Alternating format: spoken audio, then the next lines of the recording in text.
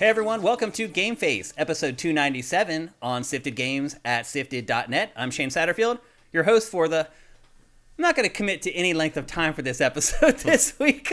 Alongside me to talk about whatever we can about games right now is Matthew Kyle. Matt, oh my gosh, the industry has just ground to a halt. Yeah, a bit of a shift. A bit! And it ain't going to end anytime soon. Oh, I looked ahead at May, and it's just as bad as April. Here's the thing, Matt. So many gaming companies missed a huge opportunity here. Yeah. I mean, it is just wide open for like 2 months for you to release your game, and instead they jammed them all into like January, February, and March. And here's April and May just sitting. Get that last quarter in that fiscal year. It's crazy, but yeah, it's so slow right now. You'll see. I mean, we have plenty of topics, and I think the show's gonna be good today. But we don't have a lot of games to talk about. You won't believe the game that I played this week, so we had a game to talk about on the show. Mm-hmm. It's really crazy what's going on right now. A couple stories did break this morning, but we didn't have enough time to like get them into mid-May, the show. He's finally going to give in on Elix 2. I can feel it. I may. Yeah, Matt pitched me that game, like, was it a month and a half ago? Like a month ago, yeah. And back then, like, there was actual stuff to talk about. I'm like, yeah, I don't think that made the cut, but now just about anything can make the cut. It's pretty crazy, man. But anyway, as always, we're doing the best we can to bring you guys a great show about the hot stuff in gaming for the week. Let's see, is there any housekeeping I've got for you? I don't think so. We just wrapped up Shane versus Elden Ring. We were doing those streams for the last like 2.5 months every Saturday. Wrapped that up. Finally had somebody, Matt, come into my game and co-op with me. JM Rain, actually. You guys probably know him from chat. He's always giving away subs to the people who show up to watch our live streams. He jumped in and co-opted with me and just wiped the floor with like 2 bosses. And one of them is like this notorious boss that everyone like hates and can't ever beat. I literally just stood back and just like tossed magic randomly. And he just went to work and just... Was this Radon? Yeah. First the wolf. I don't think the wolf even touched me once he joined. Like, I literally just sat back and just threw, like, fireballs, and then we fought the, what's her name? Oh, yeah, the one with all the grad students crawling around on the floor? Yeah. Both stages of that, because there's that stage with the grad students. And begins with an R. Then you go to this weird plane where, and he just crushed all of them. I just kind of stood back and just watched and collected all the runes, so to speak. So that's over. I am thinking about trying to find a new game to start streaming on Saturdays, but I'm going to take a little break. Babylon's Fall. No. That's definitely not going to be it. I do want to take a little break because I pretty much lost my entire weekends doing that stream. I curate on weekends as well. And between doing that stream and then getting it into edit and rendering it and getting it ready to publish on Mondays, I was losing like my entire Saturday doing that stream. And I get no time off, so it'll be nice to have a couple Saturdays here in a row while I figure out what I'm going to do next. Any suggestions, by the way, of something you want me to play? There's so many games that I am like halfway through or 2/3 of the way through and I haven't finished yet. Horizon Forbidden West is one of those. Dying Light 2 is one of those. So if there's any big games from the last few months, you're like, hey, I wouldn't mind watching Shane play through those. Just drop those in the comments on the show's archive. And I'll take those into consideration because there's definitely nothing coming out here for the next like 6 weeks that I would want to stream on Saturdays. But I do want to take a second to just thank again the people who joined those streams and helped me get through the game. You guys gave me a brand new understanding of From Software's games. I definitely played Elden Ring way longer than I've ever played any other From Software game. And I definitely feel like I have a much better understanding of those games now. I don't know that it's changed my opinion of them all that much, but I do understand them far better than I did before. So thank you guys very much. I really appreciate it. You guys jumping on the stream and helping. And even in the comments on the archives, those were actually a really big help. Just having stuff to do before each stream to kind of prepare for the stream to make sure that it went as smoothly as possible. And it did. Like, I walked through the game pretty much based Ashes upon... in the Hourglass says you should play Tunic. Tunic. That's not a bad one. Yeah. That's also challenging and difficult. Speaking of which, Name That Game is back again this week, and we have another code for Tunic, courtesy of Justin Horman, that we're going to give away at the end of the show. I think I've done a better job with the images this time. We'll see. But I took all your feedback from that as well to try to make sure that you guys don't get it on the first image again. At least I hope not. Before we get going, let's head over to chat and see what's going on with you guys. Hopefully you guys have had a great week. Let's see, there's some Twitch Prime in here. Lots of Wow, you guys are really chatting it up already for the show just starting. It's pretty amazing. Some of this is from my last Elden Ring stream, I think. From Bachby, do you plan to ever play the game alone again and want to have the best magic faith weapon? I do not think I'm going to play Elden Ring anymore. I've got my taste of it at this point. And the other thing, too, I would say, Matt, is that because you go on these kind of wild goose chases for information on the internet or on YouTube, you end up seeing a lot of the game that maybe I didn't really want to see, other than, like, a lot of stuff got spoiled for me, basically. So I feel like I've seen a lot of the game, even though I haven't played through a ton of the game yet, so I'm probably not going to go back and play it. I think I have a pretty good understanding of what it's all about at this point. Someone's saying Breath of the Wild looks like crap. Was there a new Breath of the Wild trailer that was released today? If there was, I didn't see it. Oh, we may have missed something, man. Holy crap. Lestevid, thank you for the tier 1 subs, brother. Appreciate that. Yeah, McWomble saying it looks like crap. Weird. I mean, I don't know. That wouldn't surprise me. It's running on real old hardware. Yeah. Oh, this is actually, a lot of this stuff is from... Okay. Now we're very old. Gregor Galway, thank you for Twitch Prime. Doc Inky, thank you for Twitch Prime. I don't recognize your username. I don't know if you're new, but if you are, welcome to GameFace. Let's see if we got anything else. Lynn Jeff 99, how are you, Jeff? Thank you for Twitch Prime. Swanlin, thank you for Twitch Prime. That's awesome. 33 months, man. I really appreciate that. Mellowhack, thank you for the bits. Sound Wizard, thank you for subscribing. That's awesome. Ulfin81, thank you for joining the chat. Looks like the first time you've ever chatted in our stream. That's great. Thanks for joining up. Ian Esquire, thank you for the bits. Mike's Q, thank you for Twitch Prime. Happy post-tax day. That's right. You get your taxes done, Matt? I got an extension. Oh, you did? Ian Esquire, thank you for Twitch Prime. As I said, Lestevid, thank you for gifting all the subs. And I think that's it. Lestevid, I still don't know how to do Twitch Prime. It's so easy, brother. If you go to any GameFace or Pactor Factor on YouTube, and there are step-by-step instructions there how to do it. Literally, step-by-step with links. Every episode, that information is copy and pasted in every episode of both GameFace and Pactor Factor on YouTube. It is very easy. There's like 4 steps, which I think people look at it, they're like, ooh, that seems complicated. It's very simple. It's just harder on mobile. Yeah. If you do it on PC, it's very easy. Do it on a web browser. Yeah. Do it on your PC instead of your phone. The phone does make it a little more difficult. Mike Q says, shameless plug for tax day? Are you an accountant? No, Mike shameless plug for, I think what he was talking about. He said something when he subscribed. Who, Mike's Q did? Yeah. But I don't see it. He said, hey, all happy post-tax day. Oh. Maybe he is an accountant. Maybe he is an accountant. I don't know. Or maybe he's talking about plugging the Twitch Prime subscription. Oh, Lesteves says I'm always on my phone. Yeah, it's a pain in the butt to do on the phone, undoubtedly. Yeah, just because of Twitch's interface doesn't help you on the phone. Yep. But if you ever are on a PC, it's very easy. And again, the instructions, step-by-step, are on every episode of Pactor Factor and GameFace on our YouTube channel. So check it out. We'd really appreciate it if you could do it.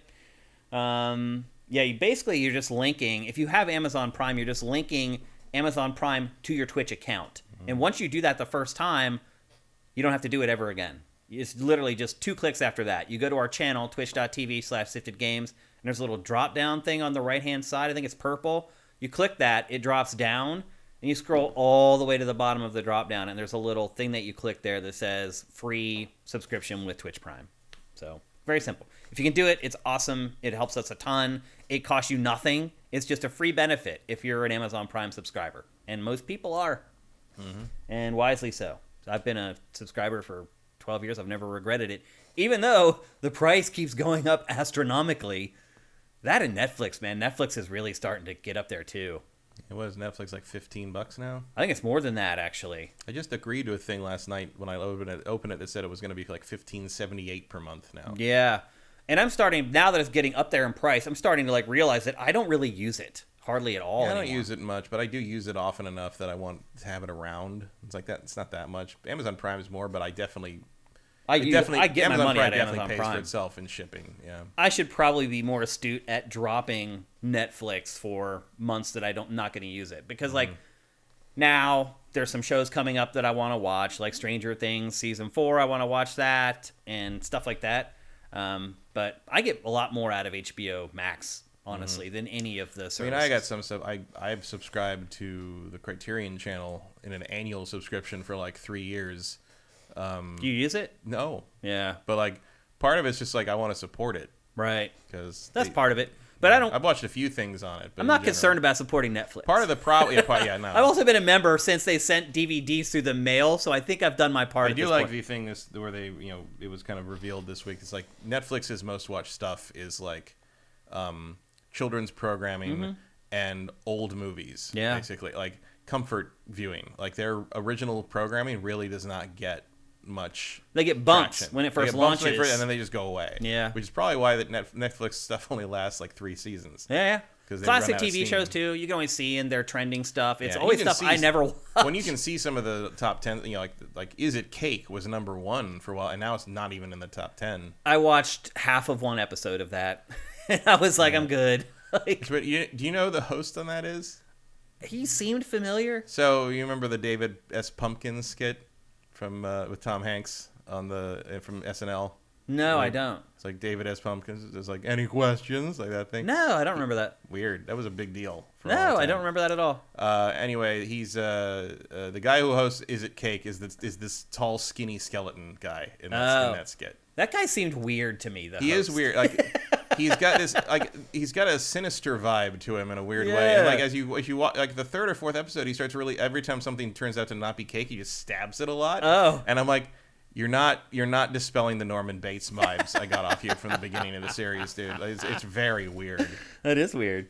So anyway, I think that's all our housekeeping. I just told you to cancel your subscription to Netflix, and but I think I'm gonna after Stranger Things comes out, because the other thing that Netflix does is it launches all the episodes at once, which like HBO Max sometimes doesn't do that. You still have to like go every week and watch one episode at a time. I wonder if they'll keep it, because like the week-to-week model has proven to be more effective. Yeah.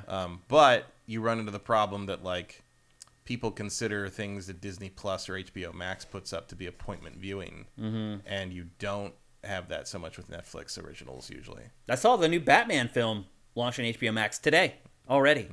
That was surprising to me. Yeah, they announced that a while. I think it actually went up yesterday. Like really? They moved it up a day. Yeah, I'm surprised by that. Now you just got to find 3 hours to watch it. Yeah.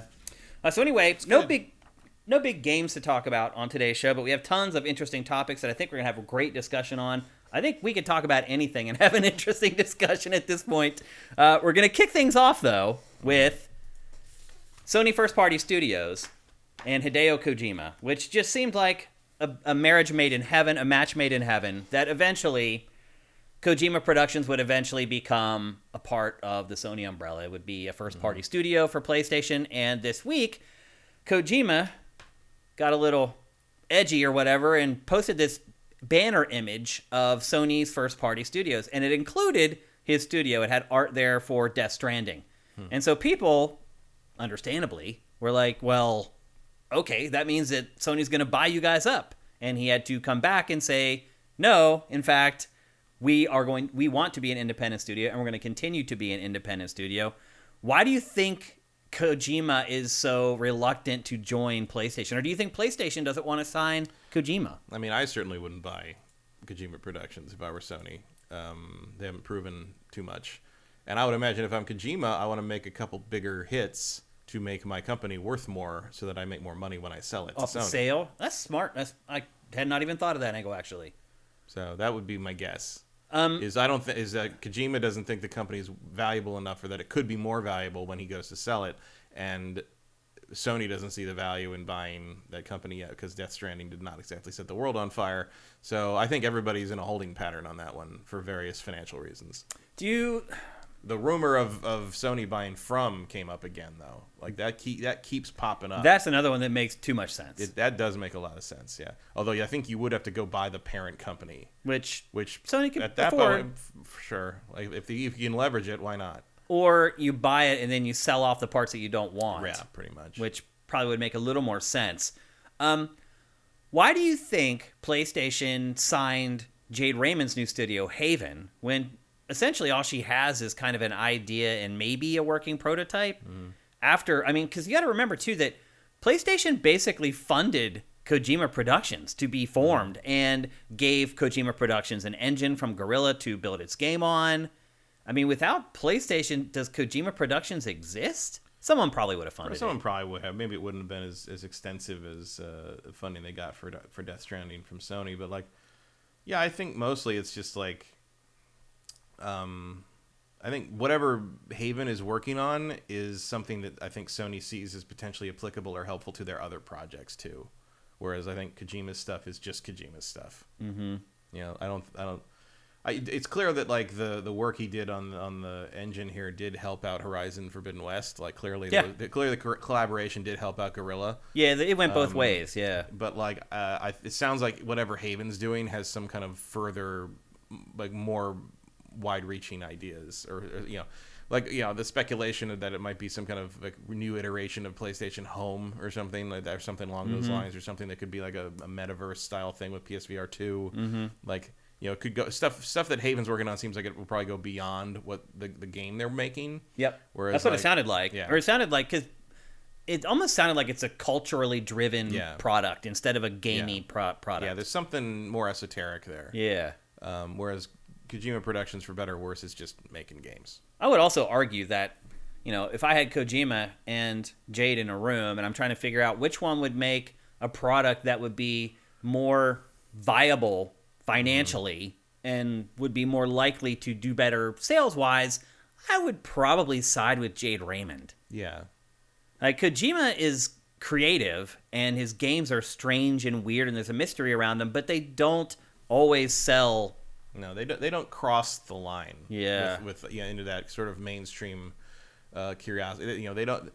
You know, outside of like maybe, I mean, even I guess Metal Gear Solid 1 sort of, but that was a different time. Like, he's never had a breakout hit comparable to like Elden Ring. Right. Where, you know, Elden Ring sold to like 6 million new people. Yep. Compared to the previous games, whereas his games. Whereas, you know, I think a lot of people tried Metal Gear for the first time with Metal Gear Solid 1, but the PlayStation 1 was a very different overall audience than, you know, the PlayStation 5 or the PlayStation 4, and, like, Death Stranding did not break into that. Metal Gear Solid 5 did not break into the I would argue Metal Gear Solid 5 also was first Metal Gear for a lot of players. Could be, yeah. But it also wasn't not in a critical mass in the way that... Well, I think they kind of rejected it. It didn't do great. Yeah. So yeah, I until Kojima was, you know, it could, especially because you're not able to like sort of tell Kojima to like just settle down and make a game. Yeah. You know, and you don't have to like freak people out every time you announce something. Like, it's okay to just make a great game. Like, yeah, like there's an element of Kojima's approach to this which is sort of like, you know, a little bit like David Lynch, in that David Lynch just refuses to repeat himself and refuses to like explain things and refuses to like, you know, be held by like what trends are. He's going to make whatever he wants. But David Lynch has a lot of really cool ideas, and Kojima just mostly rehashes things he saw in John Carpenter movies when he was 12. Yeah. So like those are two different very different results from a very similar process, and I think you can kind of let David Lynch get away with that in a way that you can't with Kojima, partly because David Lynch's movies don't cost $200 million. Yeah. Like, you know, there's a cost associated with making even something on the level of Death Stranding that just isn't there for a $7 million David Lynch one-off. So Kojima needs to dial it back and create a game that doesn't take like 5 minutes to explain what it is. Yeah, and remember that part of what's happening with Kojima Productions right now is Kojima's trying to branch out into movie stuff. Yeah, and if you get bought by Sony, you are not going to be allowed to do that. That's true. There's no elevator pitch for Death Stranding that works. You can't ride in an elevator in 45 seconds and explain to somebody what this game is. You just can't. You could, but there's no way to get across. You couldn't accurately convey what it is. Yeah, there's no way you'd make it something anybody wants to see. It's like the guy from Walking Dead delivers packages in a really sad world. Yeah. Like, that's basically all it is. He cries while he's delivering packages. Yeah, you're right, though. That's about as close as it gets, and that's not intriguing to most people. No. Like, it's a little too close to real life for a lot of people. You know, with the gig economy, it's sort of like, I do this every day. Maybe I don't get eaten by giant oil slicks, but that's how I pay my cell phone bill every month. But if you've ever had to do DoorDash in a hailstorm, you're maybe not too far off. That's a really good point. I wonder if Kojima now is going to try to retcon the game and be like, it's a testament on the gig economy or whatever. Who knows? Do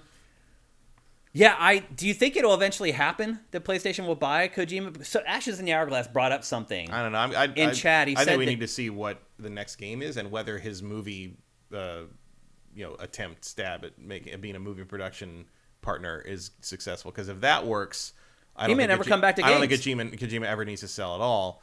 But I also don't think that's going to work. I don't think it'll work. No. Yeah, but if it does, I would be surprised if he's like, you know what, I'm not making games anymore. I'm just going to make films. No, I'm sure he would let he'd have the team at Kojima Productions making games, but I don't think he would be personally He would focus on the much. films. Yeah, he'd probably come by and he'd do the George Lucas thing where he just looks at all the stuff and stamps approval things on concept art and then goes and does what he's going to do otherwise. Ashes in the Hourglass brought up a good point too. He mentioned, and I had kind of forgotten this, that Jeff Grubb from VentureBeat has reported that Kojima is working on something for Xbox, which obviously would mean that there's no way that could work. And if Kojima has his eyes on just reaching more people, it's probably smart to stay independent if you want to make games for multiple platforms. I think it's good, especially considering how long he was at Konami. It's good to establish a foothold and get a body of work going for the company and sort of really be able to have someone look at it and say, this is what we're capable of giving you.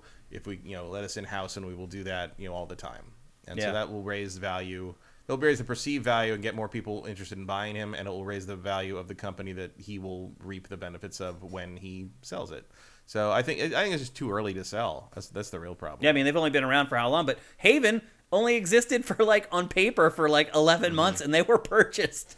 It's pretty whatever bizarre. Haven's doing must have some real ramifications here. It must be a real zinger. Yeah. It must have more to it than just weird Kojima game number 40. Yeah. Kind of thing. Are you surprised that Kojima has never made a motion controlled game? Because he tends to if you remember back with was it the GBA that he made? Boktai for where he's just I have this technology, I want to try to make something around the technology. Yeah, it was more I want to make people go outside is what he wanted. Right. He wanted. He does projects like that sometimes just to test out whatever the new technology is. He never did that with motion controls. Yeah, maybe that's a testament to motion controls more than anything. I don't know, but I think part of it is that a lot of the motion control stuff was just really underpowered and wouldn't be able to handle the stuff. I can't imagine it didn't cross his mind to do a Snatcher update or something for something like that. I think part of the problem is if you put Snatcher out today, you'd be sued by Warner Brothers because it's literally a Blade Runner steal. Yeah, you probably wouldn't be able to get away with it now. Sort of like how Metal Gear 2, all the portraits were just Hollywood actors. Right. It was I think Big Boss is Sean Connery and Snake is Mel Gibson from Lethal Weapon with the hair and times have changed. Yeah. You can't just trace Arnold Schwarzenegger movie posters and put them on the cover of an NES game and call it original anymore. I use or just copy music. That's one of my favorite things to look for YouTube things where it's old 8 and 16-bit music tracks that are just rip-offs of pop music. Yeah. And it's just no one thought anyone would care enough to even think about, the guy who decided to basically play Journeys faithfully but slightly faster as a theme to one of the Mega Man levels, never thought anybody would notice that. It's sort of like in Evangelion in the 90s, one of the music tracks in that, one that was repeated a lot, is a direct steal of one of the James Bond theme tracks from, I believe it's From Russia with Love. Yeah. And it's just one of those things where you didn't know that was going to become an international phenomenon and be one of the biggest, most influential things. And so eventually they had to license that to even put it out again. It's just a whole weird area that no one thought was ever going to be an issue. Yeah, I brought this up on Good Morning Gaming this week, in fact, talking about the Beastie Boys' Paul's Boutique album. And it's just literally, the whole album is just one sample after another. There's literally hundreds and hundreds of samples in there that were uncleared.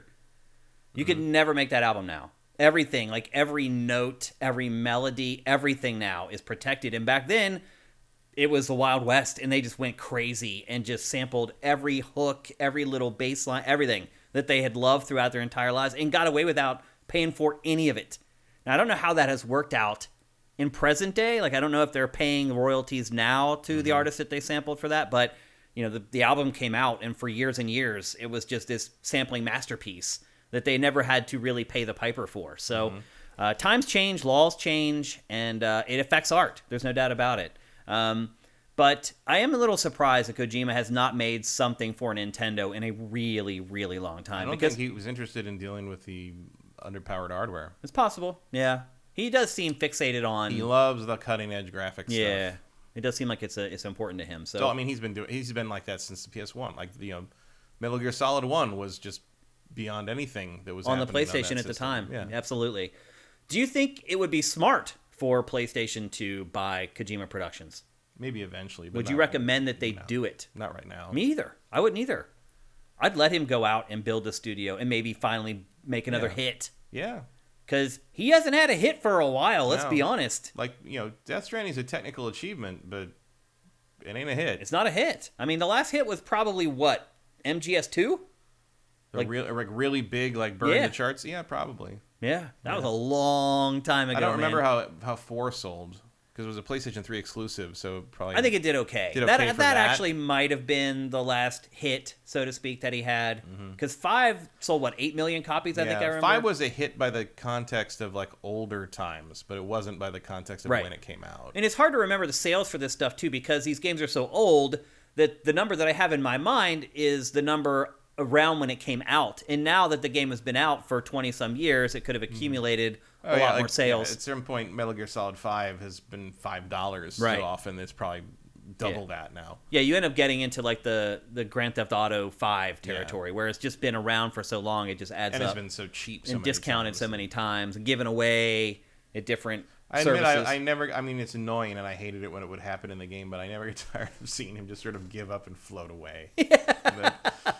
It's like, no, I don't think anyone would really do that. I mean, especially after 2 minutes of waiting. It's like, no, I'm just too tired. Well, you would probably drown, to be honest with you. The packages would just drag you to the bottom and you'd die. But Congram makes a good point. He says he does make some good trailers that take over mind share in the industry. That's the thing, though. His trailers are so good, but it never translates to sales. No, well, because it also never translates to good game. They're intriguing, though. I mean, well, yeah, but also remember, through all those years of Death Stranding trailers, and you were like, oh, I can't. I'm like, it's just gonna be bullshit again. It's like, I know he has no interesting answers for any of the mysteries he throws up in his pre-release or trailer stuff. I knew it was gonna be dumb crap. Yeah, and it was. You were right. Yep, absolutely. And here we are, and everyone's like, "Oh my God, what is the game going to be?" It's like, it's going to be. I mean, I never predicted it was going to be delivering packages for 40 hours. But I don't think anyone could have guessed that when they first started showing the gameplay stuff, and people were like, "Well, it's going to be more than that, right?" And it's like, have you played a Kojima game before? Yeah, I mean, he shows you what it is. That's one thing I'll give him. Every time he's demoed something early, it's always been a very accurate vertical slice of what you're going to do, going all the way back to Metal Gear Solid 2. Yeah. Sleeping Psychologist says Death Stranding is an 85 on Metacritic, which is crazy. That is crazy. It is. But again, that shows you the power of huge bump. Yep. I don't know which is bigger, the Nintendo bump or the Kojima bump. Depends on the franchise, but the Zelda bump is unmatched. Yeah. Except maybe by the From Software bump. Yeah. That's pretty healthy. From and Zelda are the king of the review bump. No question. For sure. Because I can see someone. I mean, look, the fact that it's an aggregate is ridiculous. But I can see someone thinking Death Stranding is an 8.5 if it's really up there. Like a couple people, if the community building thing really makes you interested, because some of that's really cool, and if you want something that's sort of like I said, but if you play Death Stranding correctly, it's boring. Because nothing happens. But I could also see someone, if you just want something where you can kind of play something like that and listen to a podcast and sort of chill out, that's a pretty good option for that. But that's not what I'm after there. But I could see someone thinking, I'll give this an 8.5 because it's just exactly my esoteric thing I wanted. The 8.5 should be the outlier. It's an aggregate. The outlier. They should be the top. Sure. And then when you get to the average, it should be a 7.7. Well, because that being the aggregate means there's people that give a 9 point something. It's just oh, wow. Exactly. They're not the outliers. They're the middle. Are you Norman Reedus? Because I don't know why else you would.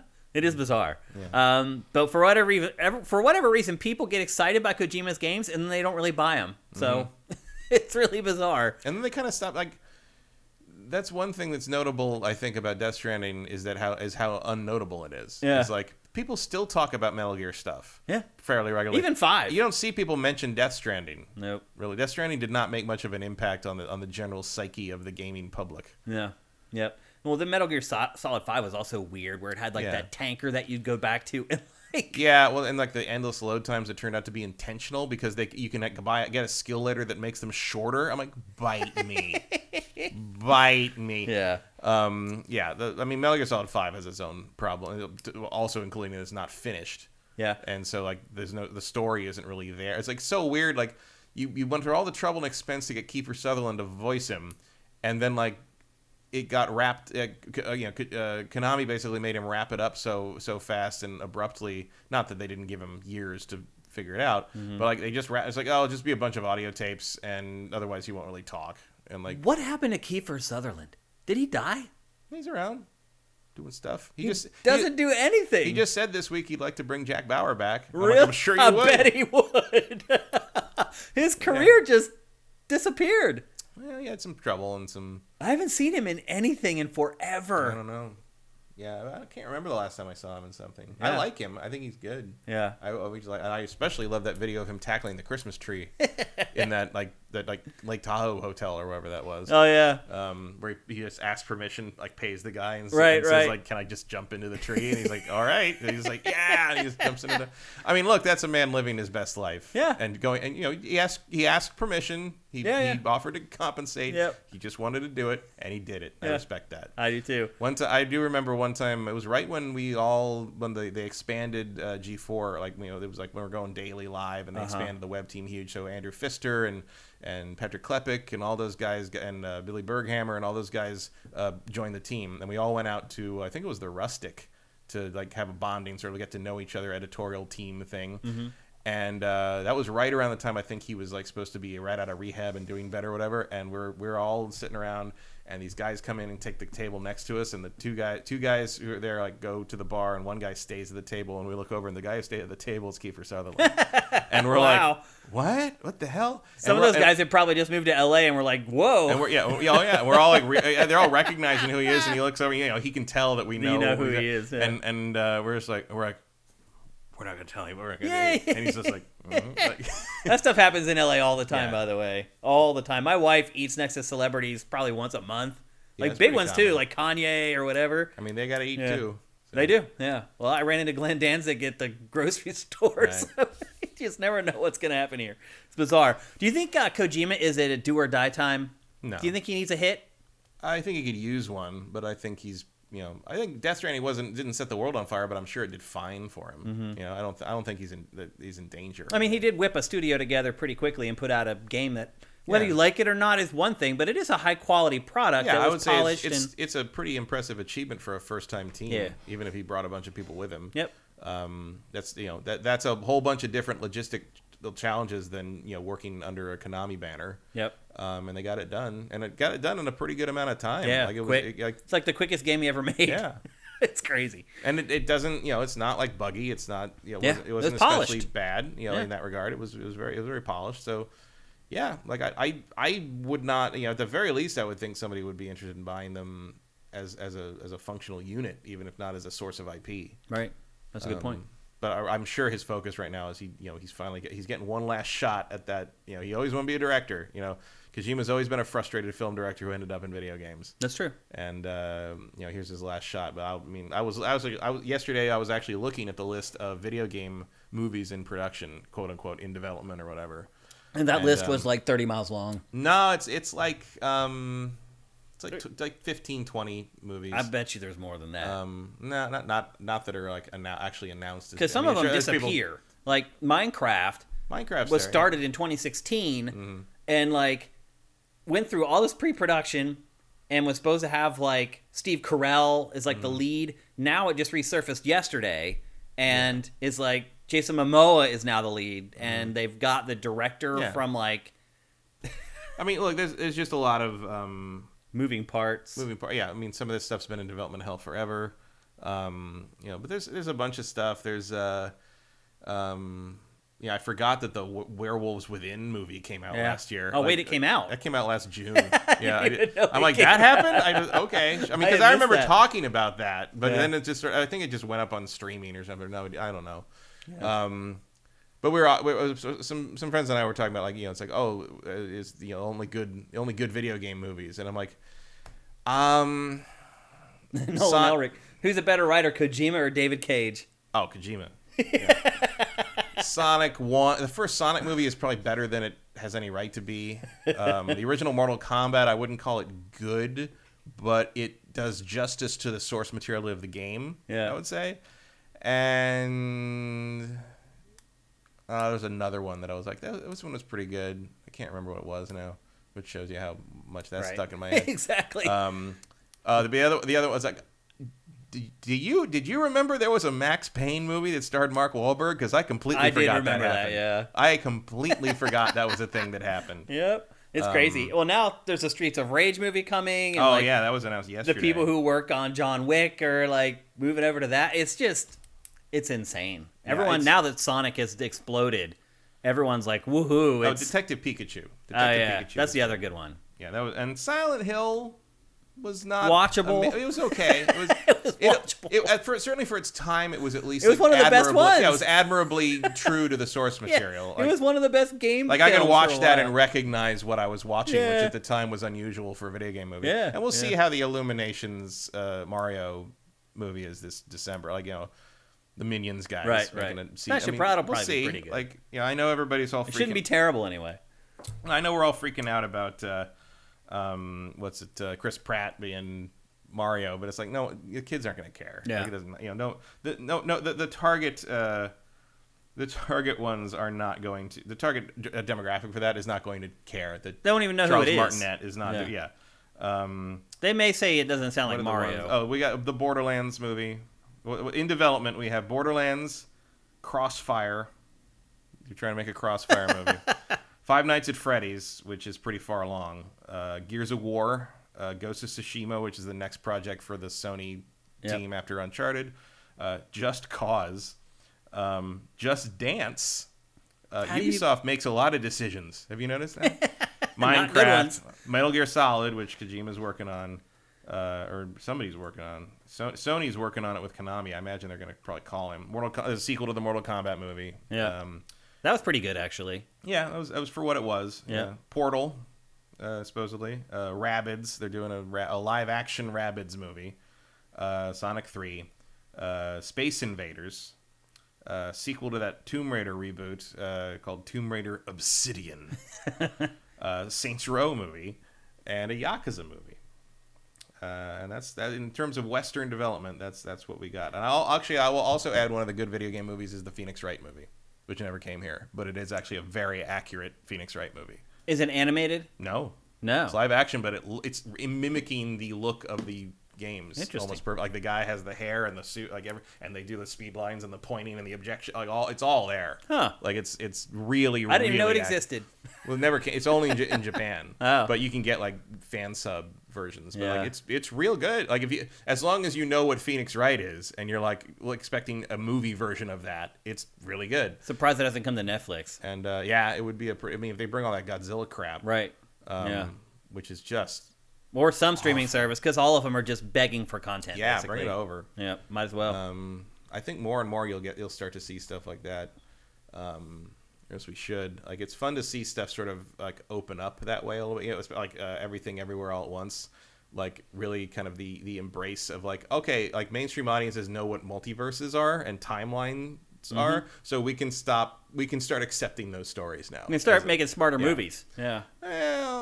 Well, have you seen that? No. Everything All at Once? I want to. Me too. But from what I hear, it is smart. But like, more or less, what you're going to get in the mainstream is actually more like Sony Pictures is going to make some stupid. Madam Web is supposed to be like basically their version of Doctor Strange multiverse stuff for the Spider-Man, the Spider Villain Sonyverse thing, which part of me believes that Madam Web will never be made because I think Morbius did not do well, and Craven is shooting right now. Nobody in the world wants a Craven movie, a Craven solo film. Like it doesn't even make any sense. And I guess the villain in that is somebody called the Foreigner, and they did like some press release where they're like, one of Spider-Man's top foes, the Foreigner. I'm like, I have been reading Spider-Man comics since 1979, and I have no idea who that character is. He's definitely not a top foe. If he was never in the cartoon, he was never a top foe. Yeah, that's where I would draw the line. There's something. There is a thing where like in terms of like kind of the I remember growing up as a kid and reading these comics and having to get familiar with these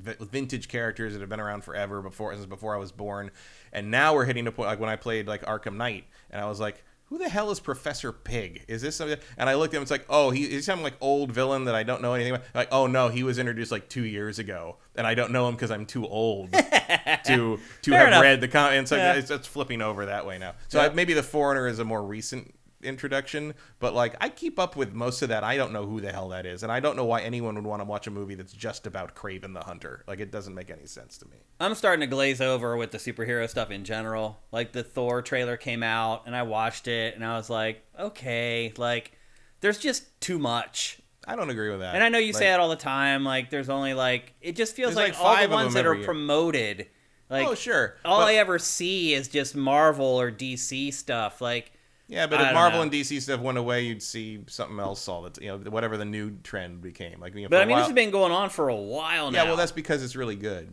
Yeah. And again, I'm not saying that I don't like. I just pay attention to the MCU stuff because that's the good stuff. You know, and sometimes, you know, the Batman was good, but that's, you know, I knew that wasn't part of the normal universe. That was just a Matt Reeves film, and I like Matt Reeves stuff on Planet of the Apes, so I was like, okay, maybe that'll be good.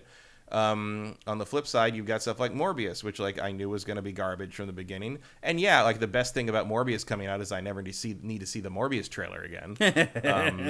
But I mean, I felt that way about Dune too, and I loved Dune. Yeah, it was really good. But I'm really glad I never need to see that trailer again when I go to the movies. I was pleasantly surprised by that film. I recommend it highly. And it's on HBO Max right now too, so go watch it.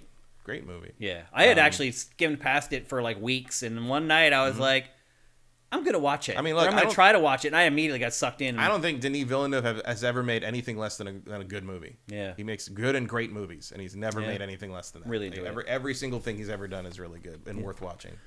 Yep. All right, let's move on. I can't believe we just burned that much time talking about Kojima not being purchased by PlayStation. Like, I mean, and I will actually agree on the Thor trailer that a lot of it was not all that interesting, but that's because it's a teaser and they're not showing anything about what the movie's really about. Yeah. And I'm here for Jack Tilly Portman. Yeah. Like she looks great as Thor. I've had a crush on her for a long time. Mm-hmm. She's one of those celebrities. Like, there's so many celebrities that are beautiful, but for whatever reason, man, she's right in my wheelhouse. Oh yeah, I always liked her. From like, you know, Star Wars on. Even before that, I liked her. And I mean, she's very good. I mean, she's you know, even in The Professional, she's excellent. Yeah. She's a great actor. And Black Swan is one of just a tour de force performance, a generational tour de force performance. Yep. I mean, just being able to work with Aronofsky that smoothly is impressive all on its own. Any film that she's in, when she's in frame, I don't look at anything else. I hate to admit it, but well, she's got a star power. Yeah. And I do remember Guy. You remember Guy Branum? Yeah. He was in a movie with her. Really? Years and years ago. And at one point he was on set and he texted me and he's like, "Guess who I'm in a room with?" and he's like, "Queen Amidala." And that's great. He said that she reminded him of Morgan a little bit. Really? In that she was like very kind and smart and very plugged into everything, but kind of uncomfortable with the celebrity that came along with her career. I get that vibe. Like, totally, from her. I get. Yeah. Yep. But I'm glad. Just another reason to like her even more. I'm glad she's back. Yeah. And I love that, like, the reason she came back, she's like, "Oh, I get to be Thor this time? Yeah, I'm in. Like, I'm never doing these movies again. What if you get to pick up the hammer?" It's like, all right, yeah. There aren't any, because I completely identify with that. Like, yeah, there aren't many actors left who haven't been in the MCU at this point. They're running out of people. Yeah, I mean, I got Christian Bale for this one. I know. And I will also, the other thing about the Thor, I will say, the story they're adapting is one of the best Thor stories ever told. Dude, like, the weirdest part, Gore the God Butcher is a fantastic Thor story. Weirdest part, and a couple of the shots in that trailer are right out of the comics, which means they should be paying the artists of those comics more. You're right. By the way, the weirdest thing of all of the people who are in the MCU is that there is this guy named Matthew Berry. He goes by the handle of the talented Mr. Roto. He is a fantasy football analyst, and he is in the movies. He is in the MCU. What is he? I don't know how. He just has these bit parts where he shows up with like a suitcase and like he'll be in the films for like 30 seconds, but he's in them. It's so weird. Well, you remember that Olivia Munn is canon to the MCU. Right, yeah. She was in Iron Man 2 But this is a fantasy football analyst for ESPN. Was he just like an extra in things? He had like a talking role in like one of the last ones. It's very short. But he has a speaking role. He walks in with like a metal briefcase and hands it to somebody and delivers like one or two lines and he's gone and that's like it. But he's in it. It's bizarre. Maybe Feige's a fantasy football fan. Maybe. It's possible. I don't know how he got in there. You never know why people are cameoing these Well, things. he runs celebrity fantasy football leagues. I'm sure. So I'm guessing that's how he got in. It's still bizarre. All right, we got to move on. We have to move on. Next up, we're going to talk about Lorne Lanning. How do you feel about Lorne Lanning, Matt? We've been in the industry a long time. We've rubbed elbows with him a lot of times. He has some stances on things I do not agree with. See, I don't know about anything that he does personally, but I have been around him many, many times, and he, to me, was one of the least friendly kind of icons in the industry. Like when you I think the chat's summing up my reaction at this point. What? Who? Oh. He's just not relevant. Lorne Lanning? Yeah. I mean, obviously I know who he is, but he's not relevant. I mean, he used to be. Yeah. But that was like okay, for the people of you ago. who are saying who, he is the head of the Oddworld franchise, which I know now doesn't have a lot of relevancy, but back in the PS1, PS2 era, they were kind of a big deal, those games. Sort of. It never transitioned to 3D very well. I never liked the Oddworld games, so it's always been kind of an irrelevant thing to me. The only one I think I really liked was Stranger's Wrath. Yeah. And even that was the shooter. Yeah, it was a shooter, but even that was sort of like, Yeah. Well, he used to be someone in the industry, and I've been around him way back when he was somebody. I've been around him when his brand has waned. I hate calling someone a brand, but anyway. He has never been nice. He has always been aloof and like always seemed like he was. I don't think I've ever met him. Really? I've interviewed him at least 3 or 4 times, but it was always like he was the guy that you'd show up to the interview and he'd like be late, and then when he'd show up with his handler, he wouldn't apologize, and then because he's late, he's rushing the interview, and then he gets angry if you're like asking questions that are actually good questions. Like, I've just not had good vibes from the guy. I actually reached out to him to have him on an episode of 3 Night Weekend. He never even replied. So I have not had good experiences with the guy. I don't know about his personal beliefs or anything like that. But the latest Oddworld game, Oddworld Soulstorm, which we talked at length about on GameFace when it came out, and we were pretty much like lukewarm on it. Yeah, best. I mean, and look, man, I know someone who is this guy is a huge fan of the Oddworld games. Like, Soulstorm, couldn't even finish it. Yeah. Like, he was like, meh. Like, that's kind of the game in a nutshell. Yeah, but I'm just saying, like, doesn't matter whether you like Oddworld or not. Like, the reception on this game was just negative in general, or at least lukewarm. Lukewarm is kind of the kindest reaction I've seen. Yep. Well, what happened was I don't know if you even remember this, but it was a big game one month for PlayStation Plus. It was a free giveaway, and it was for PlayStation 5. And when he signed the deal, the PlayStation 5 was supply constrained and there weren't a lot of them out there. And so he assumed that maybe they'd have 50,000 downloads of the game or something like that. Well, they ended up delaying the game by 3 months, and in that 3 months' time, a lot more people managed to get PlayStation 5s, and so he had already signed the deal. So 3 months later, they put it up for free on PlayStation Plus, and it ended up getting like 5 million downloads. And he's angry about it. He believes that cost the studio a lot of money, and he says it was devastating to Oddworld Soulstorm.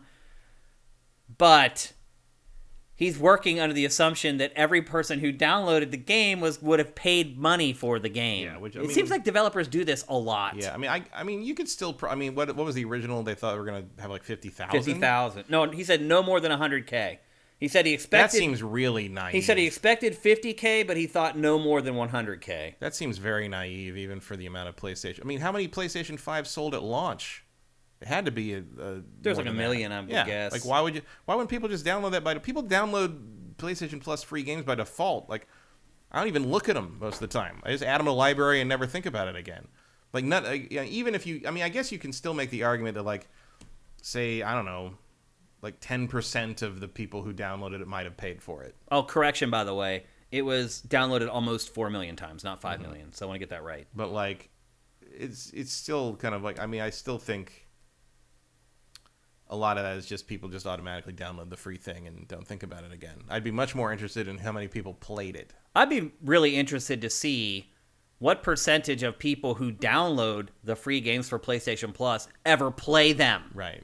Because I don't think it's that high. I don't even download them anymore because storage space is still so rare. Yeah. So I think. I mean, I don't download them either. I just claim them. Yeah, I put them in the library and I never think about them again. Yeah. Stupid. Why do we do this? Because it's free. It is, but it's so free weird. and we're paying for it, so we might as well get the thing. You know? Like if you had told like 12-year-old me way back in the 80s and 90s or whatever, that like there would be a service that I could pay for where I could play online, but I'd also get like all these free games and I would never play any of the free games, I'd tell you that you're insane. That there's no way. But here I am. I think we're just presented with so much choice. Yeah. At this There's point. a paralysis of choice thing in play. Yeah. And also just like who has that kind of time. Yeah. Who does? Back then I would have thought I would, but yeah. I was just a child. So he believes that the poor sales for Oddworld Soulstorm are due to this because the game tanked ultimately. Mm-hmm. Although he didn't share, how many copies it sold on Xbox, because if he had done that, then it would have blown his whole argument to shreds, because they'd have been like, oh, well, it didn't sell on Xbox either, and he didn't give it away there. Well, clearly everybody has both, and there's no way around that, really. Also, like, I think it's sold poorly because it's a bad game. I don't think it's a bad game. I just think it's an old game that's lost to time. And yeah, well, I don't think it upgrades anything too much beyond the visuals, and I have never found these games interesting or compelling in any way. They're puzzle platformers. Yeah, but I like a lot. I like Out of This World, and I like Flashback and Prince of Persia, but these just leave me ice cold at all times. I don't think they're funny. I think, I don't know. I hate the art style. I hate the characters. Yeah, the art style is off-putting in a weird way. Like, I don't know how to describe it. Like, really, so it does. I'm not offended by it. The characters aren't appealing. I'm not upset They're by like it. these slimy, salamander creatures. They're just not... None of this is charming. It's just sort of it's like a weird mix of just sort of off-putting and try-hard. Yeah. And I've never liked it. This game in particular is one of the rare games these days that was 2.5D. Yeah. There aren't many games like that anymore. Kirby and the Forgotten Lands, kind of 2.5D. A little bit, yeah. But you don't get the weird, this game would beat you over the head with it, where you'd be running sideways, and the camera would pan around, and this one really leans into it. Yeah, a lot more than most games do anymore. It's kind of a forgotten art style at this point. The 2.5D. I mean, there's maybe a reason for that. Yeah. What do you think the answer is for games like this? Do you think it's smart to release them on PlayStation Plus? I mean, apparently he's not happy with it financially, so... Yeah. I mean, I think... Because it seemed like we'd always heard good news, as far as developers working with PlayStation Plus. Well, it sounds like maybe they just struck a bad deal with them. Mm-hmm. If you're getting paid under the assumption that there will be 100K downloads, that's probably a different deal than if you were going to get 4 million. Yeah. And you should probably be striking a deal where you get paid a certain amount per download. Right. If they're even willing to agree to that. Yeah, I don't know if that's even and it on depends, the table. I don't know what Sony's deals are like. I know the people that I've talked to who are indie game developers who got on Game Pass said that most of them said they made more money on the Game Pass deal than they did from actual copies sold from all the other platforms combined. Yeah. So it was a good deal for them. But then if you're expecting sort of low to mid AA sales like Lauren seems to have been expecting, then that's I guess going to be a disappointment. Well, or maybe not. I don't know. I think the 4 million figure is misleading in terms of interest for the game. It was just more of a, and there might have been an element of you see the icon or whatever for that. And you're like, what the hell is that? There might have been a curiosity element to it, but I don't think that curiosity element would translate into what was it? 40? 40 what? $40? How much was I don't remember how much it was. I have a hard time believing that would translate. I think that sounds right, though. I mean, I'm guessing that's probably around what they were asking. I have a hard time believing that would translate into full price sales. Yeah. Yep. I don't think that's a calculation you can really make, is the problem. It's hard, yeah. But let's not forget either that his studio delayed the game. They didn't get the game done in time. If the team had got the game done in time, the team that he leads, they wouldn't have had this problem at all. He doesn't bring that up. If we had actually got the game done when we were supposed to, that deal might have worked out okay.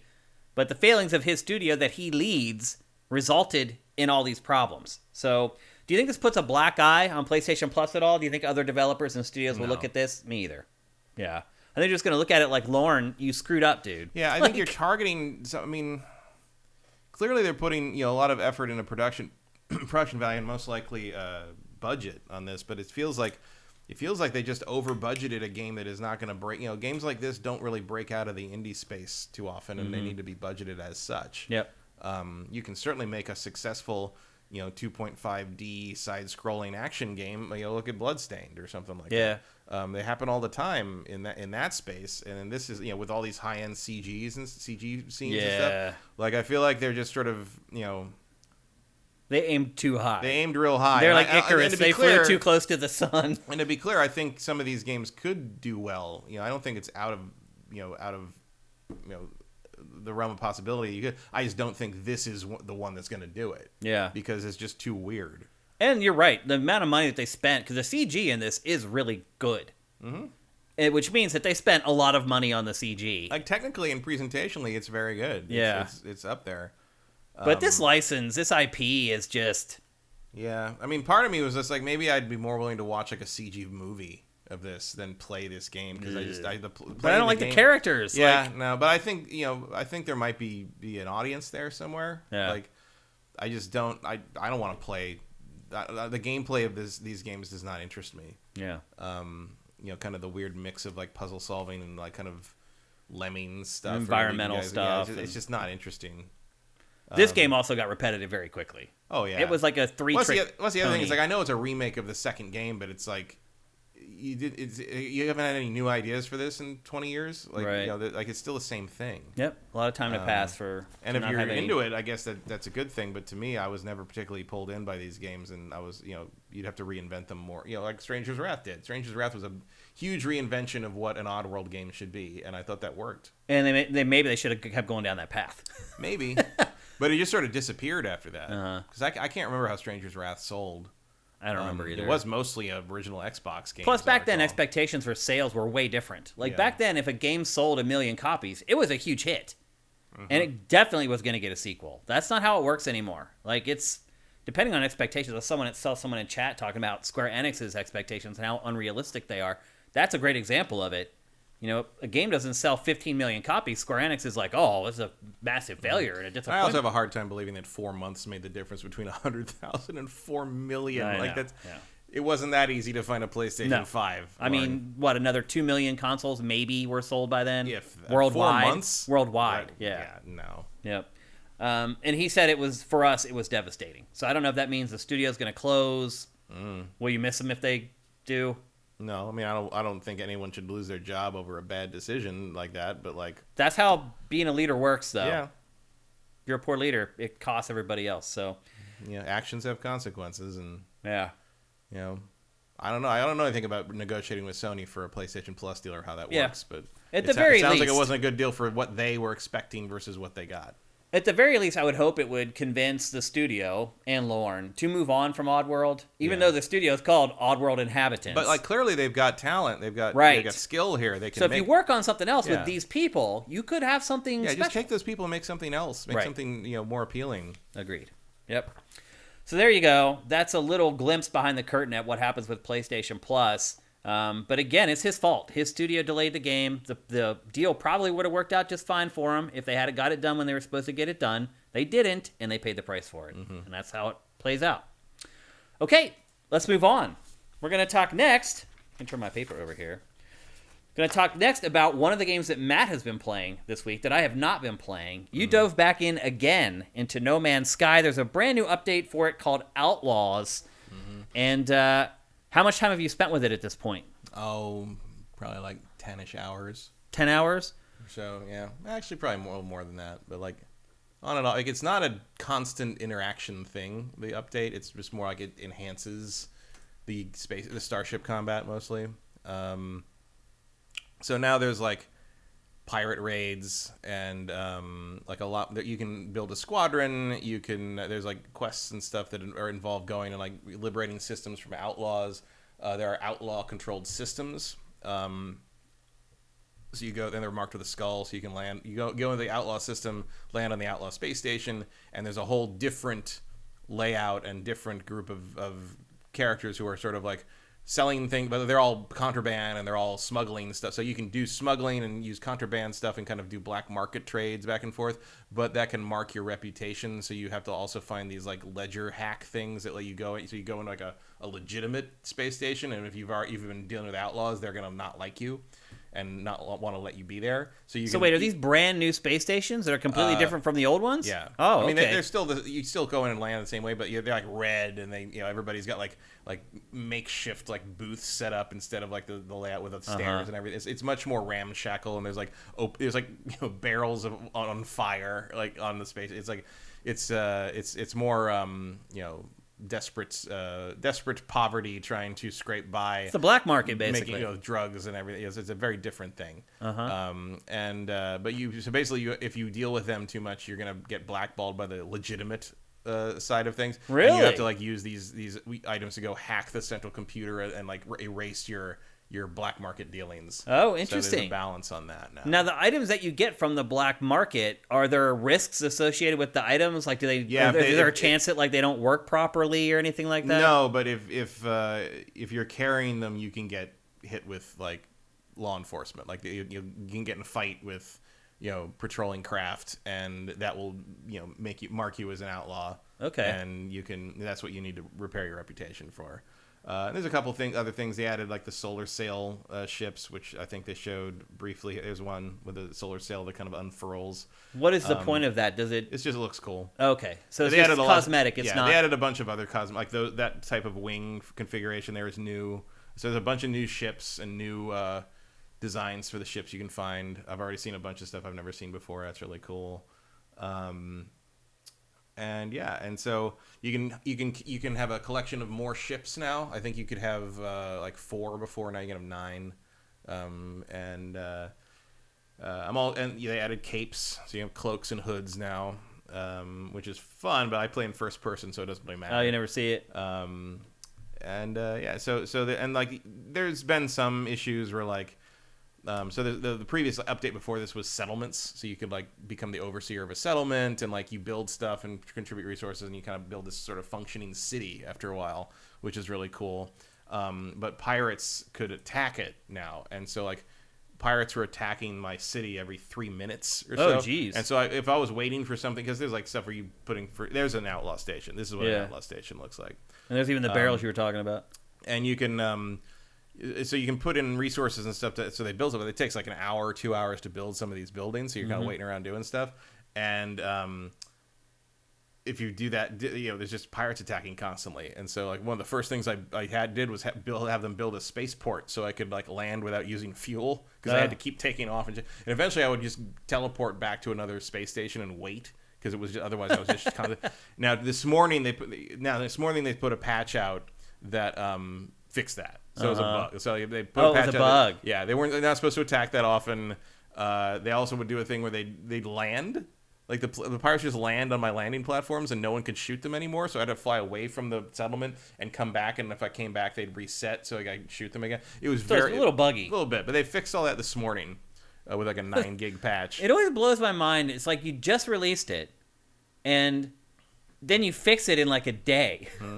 Well, it's one of those things where it's like that you just don't see it until millions of people play it, and then they're like, oh well, we know what the problem is there. We've just never seen it before. We never saw it widely enough.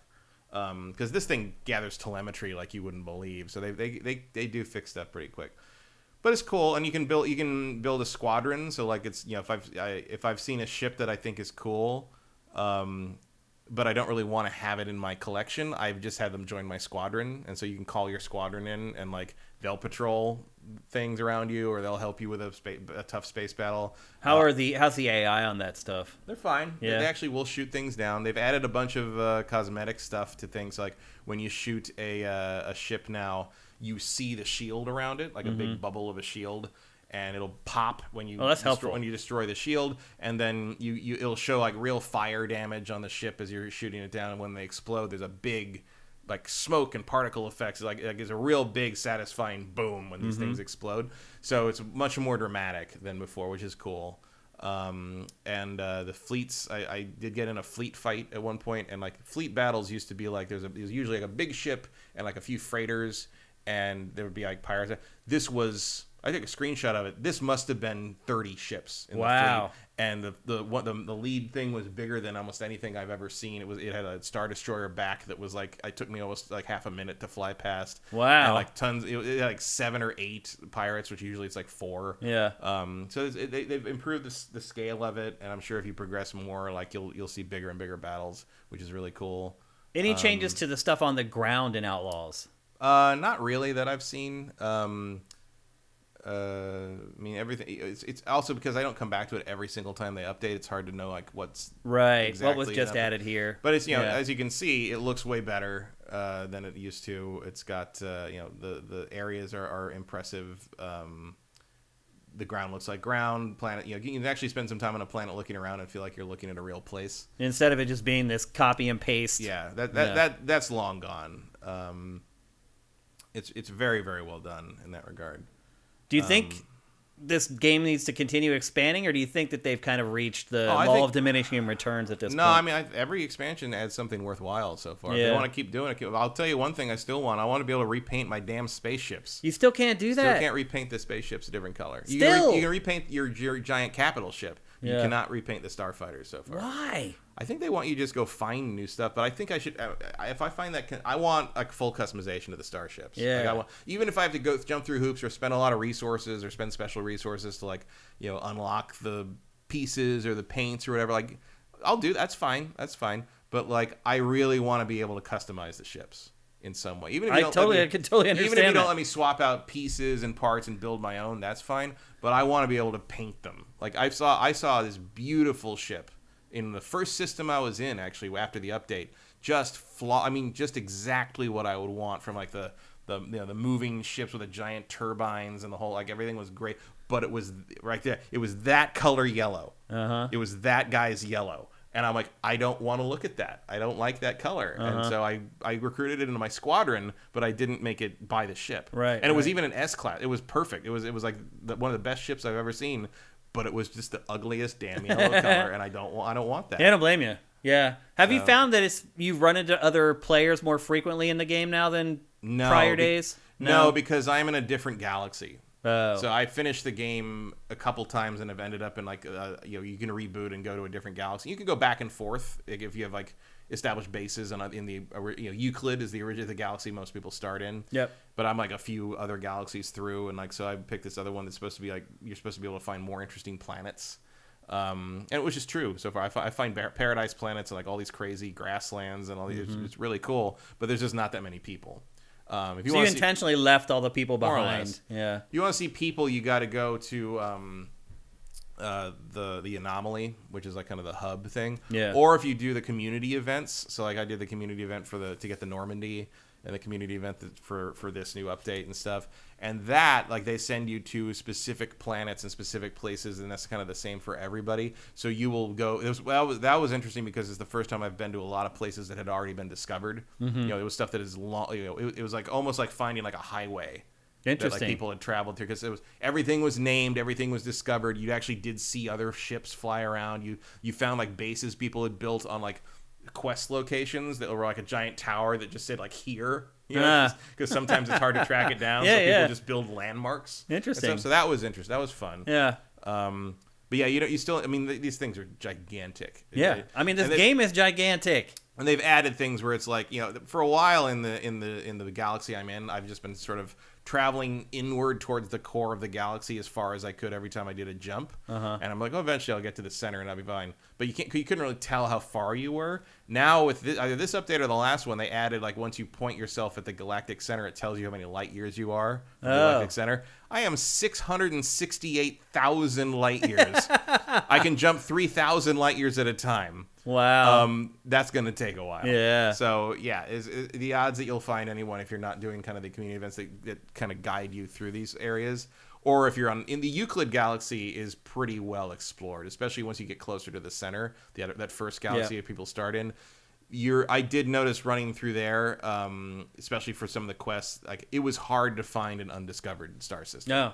Like just roaming through the galaxy map as best I could. I was just finding found systems. And at one point, one of the quests I had to do was discover and name a system. Oh. So, which makes it even worse because people were just branching out from the same area. Right. And I had to go out. Just had to keep way going out to find something, which is actually cool. I don't mind that, but it's like, it's a thing that kind of makes you like really dig into the game system a little bit and see like, oh yeah, I got to find an unexplored planet. That's a new thing I haven't had to do before. Now this is a free update, right? All the updates have been free. All the updates are free. That's pretty amazing. Honestly, it's amazing what this game has done. This is one of the. I love the original game at launch anyway, but this is one of the biggest turnaround stories in the history of the medium. Yep, which actually transitions perfectly, and it was designed this way, into our next topic. Mm-hmm. Pick this up. If you haven't played No Man's Sky since it came out, this is a completely different game and a half. Yeah. And it still apparently does really well. They sold millions of copies at launch, and this thing they sell another batch every time they put a big update out. And the price on this game has never fallen below half price. Really? They've never put this lower than $30. Yeah. And it still sells. Because it's worth $30. And it's like it's this game turns 6 in August. It's insane, dude. Like that's really a long insane. time, and it's the next gen updates look good. There's like some ray tracing stuff. The reflections look cool. It runs at like a pretty solid 60. Like you can have companion animals. I use DNA splicing to make a bigger version of one of the animals I had, and it has a personality, and you can ride it, and it's crazy. Like there's so much in this. It is an insane game at this point. So much in the game, particularly when you consider where it started. Yeah. I mean, it's pretty amazing what it's become ultimately. Yeah, this is a text. I mean, they're in an unusual situation where they're such a small company, and they know exactly what they wanted to do, but they weren't able to achieve it, and they sold so well that they had years of operating budget just off the launch sales, and they just decided let's reinvest it and let's make this game what we wanted, and let's make this game what people wanted it to be. And they did it, and now in some ways what they had promised too. Yeah, but I'd say they hit what they promised probably 2 years ago, and they're still making more things that no one even considered. Agreed, yeah. Vincent brings up a good point. He says, "Don't forget it's on Game Pass." So if you're a Game Pass member, you can get this new update for free as well. And you can just weird little things I didn't even know. You can build all the vehicles and the exocraft, and you can build a giant mech. I'm like, cool, giant mech. But I didn't know there's another quest in this that must have been like the last couple updates because I haven't played it since then. You go through this whole quest, and you basically get all this extra armor covering for the mech, and then you add a thing that gives it an AI. So now this mech can just follow you around and help you in fights, and like it's like a companion mech. Huh, that's pretty cool. And if you need to, you can jump into it and pilot it too. Oh, really? There's so much cool stuff in here. Yeah, it's pretty amazing what they've done. Yeah. And again, that transitions nicely to the next topic, which is saving dying games. So this week, Matt, it was announced that Battlefield 2042 fell below 1,000 concurrent players, and everyone thought that was terrible, and it is because Battlefield 5. For Battlefield, yeah. Well, right, Battlefield 5, which is still active, had 20,000 concurrent players in that same time frame, and it's old. People have clearly decided what they want. Which one they want to play? Yep. We thought that was insane, and then we found out that a game you mentioned earlier, Babylon's Fall, its concurrent player count fell below 10. 10 players, Matt. Yeah. Well, now to be fair, their all-time 24-hour peak on Steam for Babylon's Fall was 148. This is a disaster. This is a bomb of unprecedented proportions. It is, and Square Enix still is like doubling, tripling down on it. Well, they've thrown too much money into it. They have to try. Because the studio, Platinum, already has a bunch of DLC done, and it is working on other DLC. And so what I wanted to discuss here is... Abort. Like, everybody just do something else. Holy shit. Like, you can't say Babylon's Fall. Like, it's over. Bad money after good, yeah. You want to talk about negotiating a PlayStation Plus deal. You're right, though. So that's what I want to discuss, though, is reviving games like this. Because No Man's Sky did it. Now, it had huge sales out of the gate. People bought it. Regardless. Also, it had a really cool idea. It did. Babylon's Fall does not. But people were very disappointed with it at launch, or at least they said they were. And somehow, Hello Games managed to rebuild faith, because here's another thing.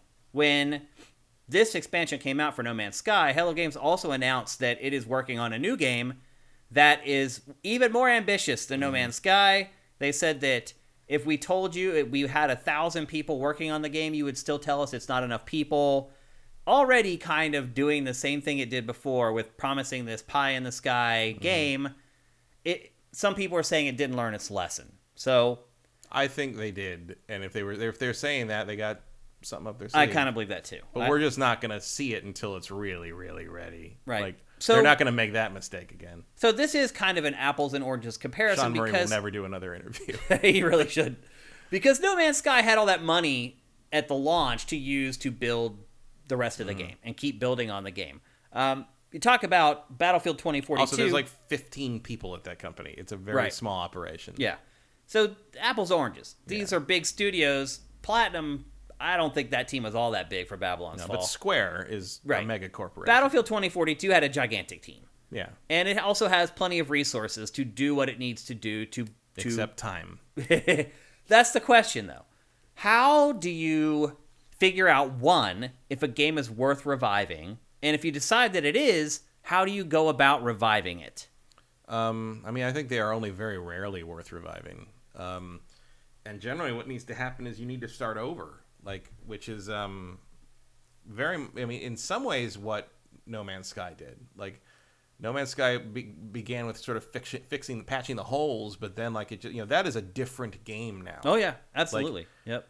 Like, the game that's on that disc is not recognizable compared to what it is today, down to what elements are building what, Whereas, I think the other big starting over success story is probably Final Fantasy XIV. That's another good one. Yep. They literally ended the world, shut it down, built another game, and relaunched it with a complete acknowledgement of, we fucked it up, we're going to try it again. And it worked. They're actually doing that with great. Ark Survival Evolved on Switch right now.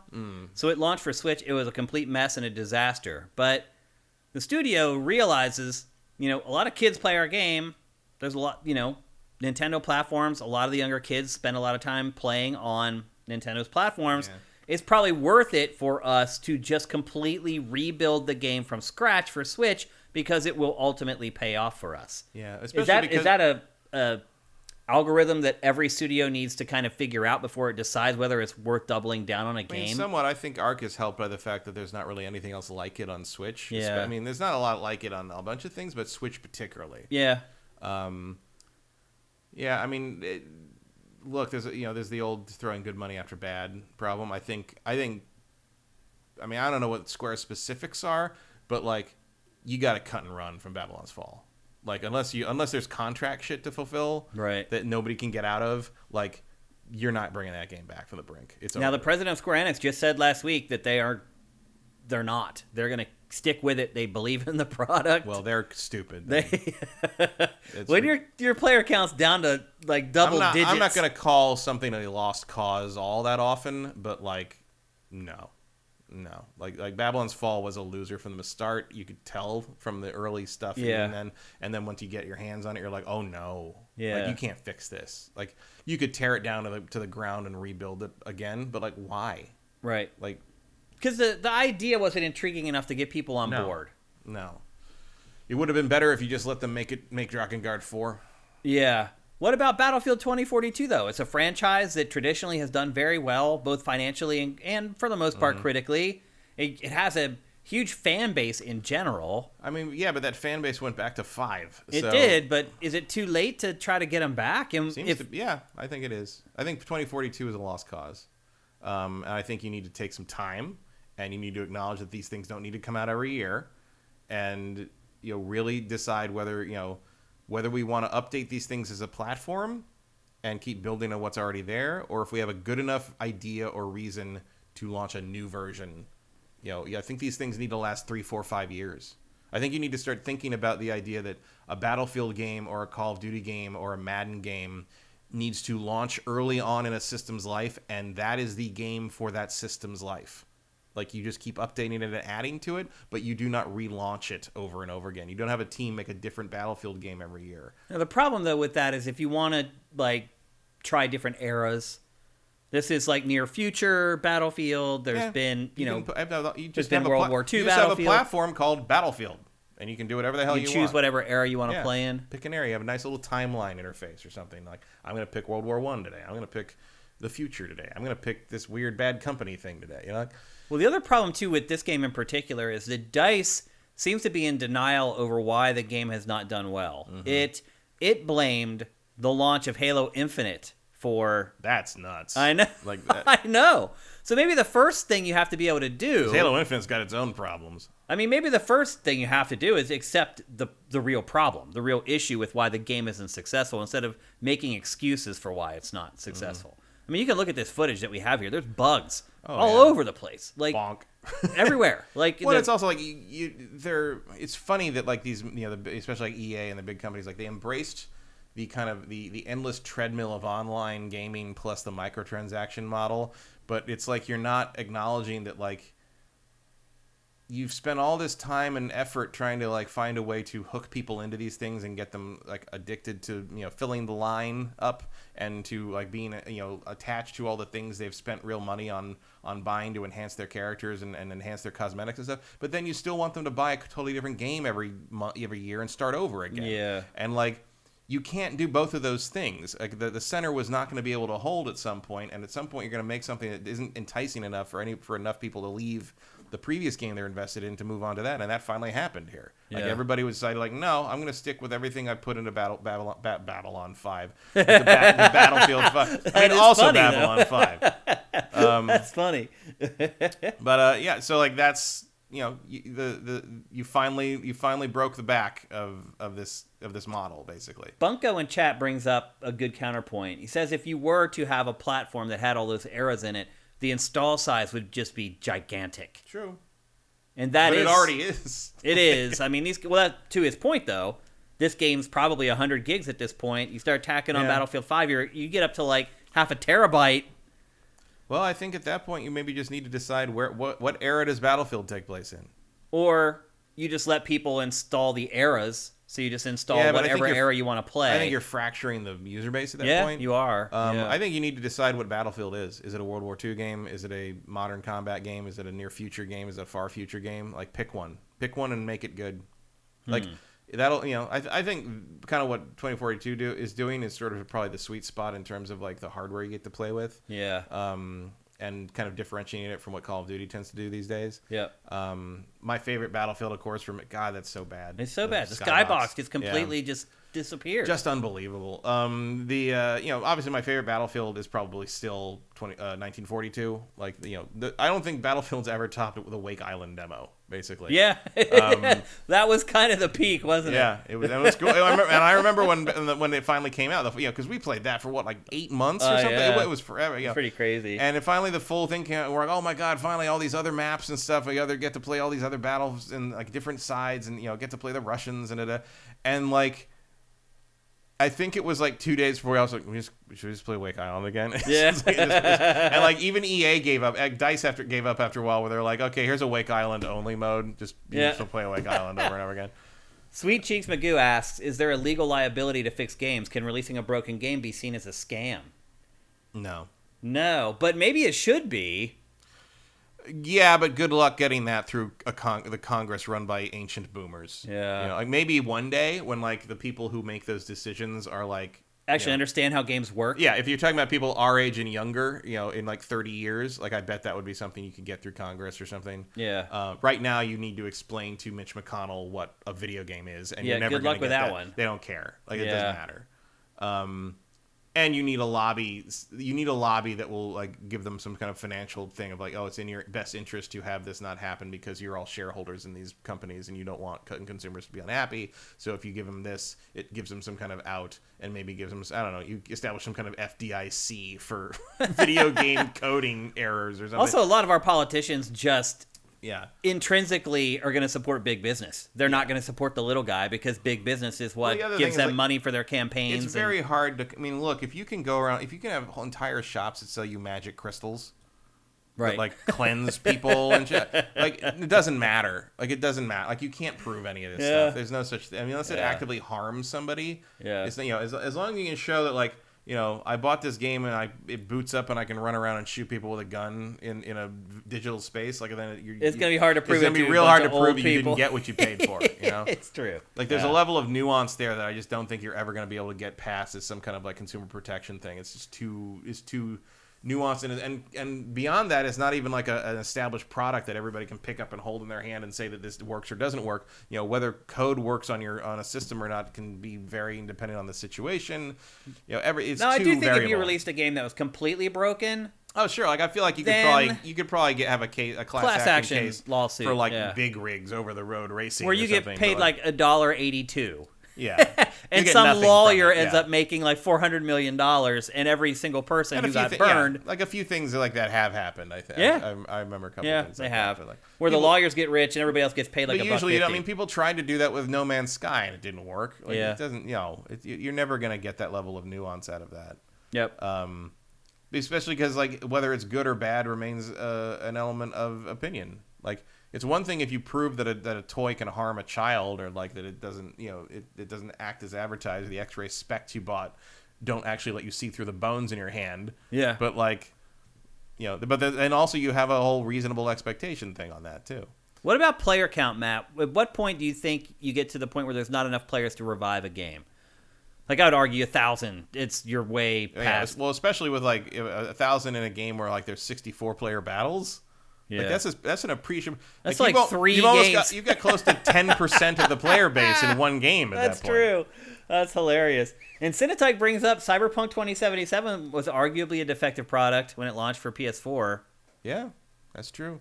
And I think there were Skyrim arguably was never anything but that on PS3. That's true. Yeah. And I think there were class action lawsuits for Cyberpunk. They tried, but nothing happened. It's not a It's hard. Yeah, it's class action stuff like that is very hard to get any traction or proof on, and B, once you're in the realm of tech like this and programming and what video games are, like you have to establish all this. You basically have to give the jury or the judge a crash course in how game programming works, and it's just not worth it. Like it's not gonna work. Yeah. It doesn't do you any good, and by the time like any of that would by the time.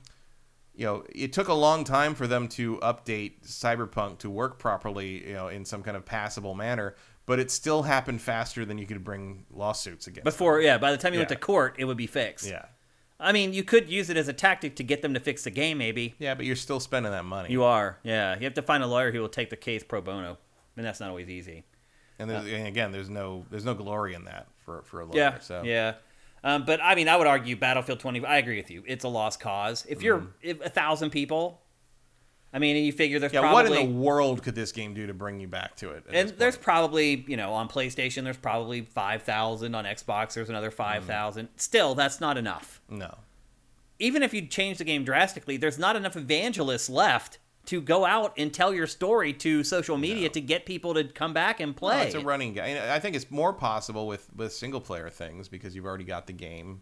Right. Cyberpunk, and I know No Man's Sky is multiplayer technically, but like, it's I think it's different when it's like a game that does not require constant online engagement with an active audience of players versus something that like Cyberpunk, I just was like, I get tired of dealing with it, so I just put it aside. And then when they put that patch out a year and a half later, I started playing it again. Now, do you think that's a lot easier to get somebody to re-engage with? Yeah. So Babylon's Fall, you can play by yourself. Yeah, it's but harder to play by yourself, yeah. And it's preferable to play with others, but you can. Yeah, theoretically, you could kind of patch that and rebalance it so it's more of a single player game. I just don't. It's not a good game, right? Yeah. And beyond like not being a good game in the sense that like that No Man's Sky was not a good game. Babylon's Fall isn't even a good idea for a game. Yeah. Like that's the problem. Well, it feels like a throwback. No Man's MMO. Sky had promise, and you can see like they built towards this idea that they had and that we had in our heads about what the game could or should be. Babylon's Fall is just a generic hack and slash with a bunch of game as a service stuff getting in the way. Yeah, I mean, to me, it's basically like Phantasy Star Online. Yeah, like just go play Astral Chain if you want to play a platinum game, or go play Nier, or hell, play Transformers Devastation. Like there's some. If you want the platinum games combat hit, there's like 7 other things you could play instead. And if you want like a game as a service style thing, just go play Destiny. The combat in this isn't really vintage platinum either. I mean, or if you want like weird shit from that same team, go play Nier or Drakengard. Yeah, like there's a lot of other options. Babylon's Fall is not something worth saving, in part because it's not trying to do anything that other things haven't done better from the same companies. Yeah. Yep. It's hard to understand what happened with that game. I mean, for God's sake, even Avengers is better than this. Oh yeah, I'd much rather play Avengers than play Babylon's Fall, without a doubt. Look at those ugly ass clothes. Look at the hair. What dude. is he wearing? What is that? Look at the hair. Are they wearing plastic? Like, what is happening? It's so bad. Every time we watch this B-roll, it's just... No one was ever meant to see these characters as close up, including the person who made them. Yeah. So I guess we can both agree that both Babylon's Fall and Battlefield 2042 are lost causes. I mean, I think Babylon's Fall is more so. Yeah. I mean, like, at least I could see Battlefield coming back in a different iteration. You know, you can put another Battlefield game out in the future and sort of redeem yourself with it. Babylon's Fall should be buried dark somewhere deep. Do you think somewhere alongside the radioactive waste? Do you think that taking a game down and announcing we're going to rebuild this game, do you think that gives you enough juice that maybe when it comes back, people might give it another chance? Do you think it's a better, at the very least, do you think it's a better tactic than just leaving the game up and slowly updating it over time? I don't think it matters if you don't have a plan or something worthwhile. Yeah. Like, it was the right call for Final Fantasy XIV was to start over. Mm-hmm. The right call with Babylon's Fall is probably just let it die and walk away because it's not worth anybody's time. Yeah. Battlefield, like I think 2042, you walk away and maybe offer some kind of refund thing or whatever. Here's some skins for the next Battlefield. Free copies of something. I really would look into, like, very seriously, like, work on the next Battlefield, make sure it's really good, and if you own Battlefield 2042, you get some kind of, like, trade-in thing for, like, certain, like, 50% off or something. Or you could do something where, like, in the next Battlefield, you get, like, this tank that only the people who bought Battlefield 2042 get, or something. Yeah, but you're going to run it, now you're just going to piss people off again. Yeah. It's like, you don't want to give anybody an actual advantage for that. The other thing, too, is the way that game works. It's like, how are you the only one who can spawn that tank? It doesn't work within the framework of the game either. No, so. You got to give somebody some kind of monetary incentive to get involved in the next game. Yep. And you need to take special care that the people who invested in your failed one don't feel like they got screwed. Yep. With Babylon's Fall, I think you just have to sort of cut your losses because it's not like you're ever going to need to try to sell somebody Babylon's Fall 2. Yeah, I don't think there's a sequel coming for this one. But Battlefield needs to find a way to get people to re-engage, and that's a good point. You also have to not find... You have to do it in a way that doesn't make the people who spent $60 or more on 2042 any more screwed than they already are. Yeah. Yep. It'll be interesting to see what EA does and what DICE does, because as I said, they have really yet to take responsibility for making a bad game. Mm-hmm. I mean, I think the first step for any of this is admitting you screwed up. Yeah. I mean, with any mistake you make, the first step to fixing it is always admitting you made the mistake in the first place. I'm sure that part of it has to be that, like, they probably blame EA for it, and I'm sure EA thinks it's DICE's fault. Right. There's a lot of finger pointing internally, I'm sure, because maybe it was marketing that forced them to not be able to delay the game. Who knows? Well, I mean, outwardly, as someone who obviously didn't work on the project, it seems like it's more EA's fault, because how could you play the game and not know it's broken, and then force the studio to put it out? The game needed another year, basically, and EA wouldn't give it to them, would be my guess. Yeah. Again, like, they need to learn that these big franchise shooters do not need to come out yearly. Yeah, I agree. It's just not, Well, they even figured it out with Call of Duty. Yeah, finally. Well, it took Microsoft buying them to do that. Yep. First year without a new Call of Duty since 2007. Yeah, when you don't have to worry about shareholders bailing because you don't have a new game every year. It's funny what you can do. Yeah.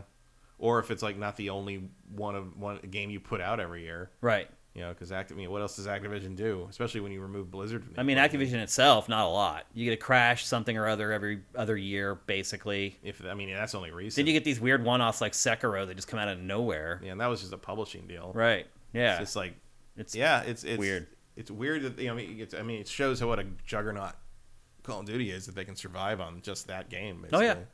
I mean, look, they're going to put out a new Warzone next year. Yeah, and look at which will make EA's pretty much the same thing at this point. It's like EA's like 3 games now. Pretty much. I mean, all publishers are. That's why we're in this crazy drought that we're going to be in for the next 2 months, Matt. Because publishers just aren't releasing games anymore. It's completely different from the way it was even 10 years ago. Yeah, well, there's still indie stuff coming out. Yeah, but man, I've been looking for good indie stuff to play to talk about on this show, and there isn't a lot of that either. It's a lot of it's only PC. It's part of the, if you're just browsing the console stream, you're going to say, I mean, I browse everything. I work on Sifted. Play Norco. I see everything. Play what? Norco. Norco? I'll look into it. I will. But again, you'll see what I ended up playing this week here in a bit. It's a point-and-click adventure game. Yeah, but I'm okay with that. It's a Southern Gothic horror kind of style thing with some cybery things to it. It's very unique. Matt, we get into the second week of May, you're going to be shocked at what we're playing. Yep. So anyway, it sounds like we've came to the conclusion that for the most part, once games get to the state that these two games are at, there's really no saving them at all. No Man's Sky had a lot of negative consumer sentiment, but it had a workable game. It didn't quite have all the features, and it had a ton of money that it could use to fix a lot of the problems that the game had had. So it is kind of a unique case with No Man's Sky versus a lot of other games that come out of the gate really weakly. But I think really what I've realized through this discussion is that No Man's Sky is kind of a unicorn. That stuff, it just doesn't happen very often, that you put out a game that's bad, that's rejected by fans who are excited to play it, and you manage to turn it around to a place where people... I trust Hello Games. Do you? Yeah. I mean, now I do. Right. And when that game came out, at that point, I'd have been like, well, crap, I don't trust these guys at all. I would probably never buy another game from these guys, and here we sit 6 years later, and it did take a long time. But I'm ready to believe again. I'm excited about this game that they're talking about now that's looks like it could take 1,000 people to make. I'm like, all right. Got me again. Am I being a sucker? Maybe. We'll see. Yeah. But you believe too, right?